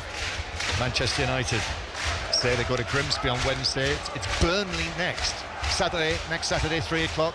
That's our main 5 Live commentary match next Saturday afternoon, live from Old Trafford. Here's Smith Rowe, edge of the area, juggling it, shoots left-footed, nice play.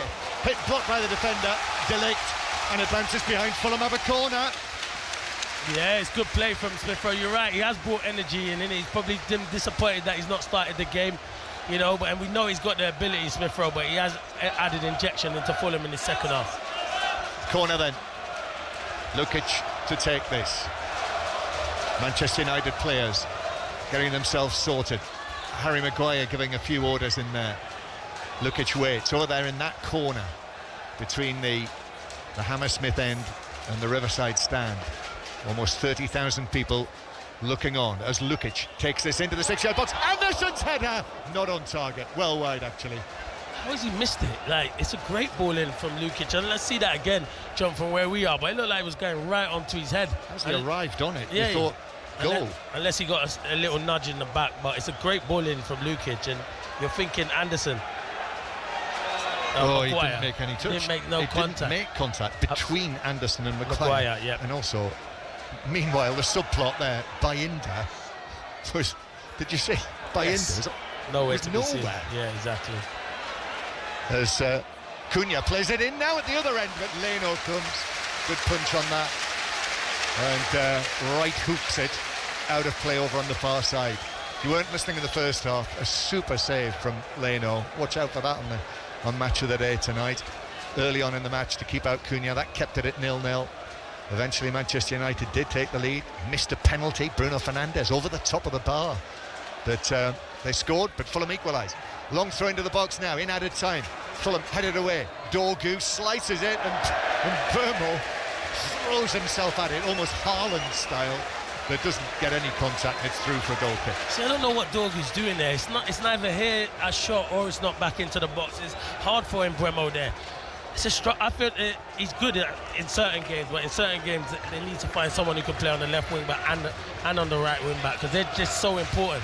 You see someone like a Crystal Palace who have it, Munoz on the other side, attacking and good at his defensive duty. Well, I make it, Clinton, 45 seconds to play, so it looks as though it's going to be 2 matches into the season for Manchester United, and indeed Fulham without a win.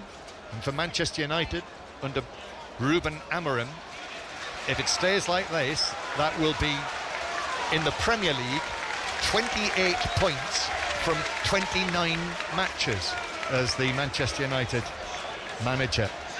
It's going to have to improve, and actually after Burnley it is then Manchester City away and Chelsea at home for Manchester United. Burnley's a must-win there.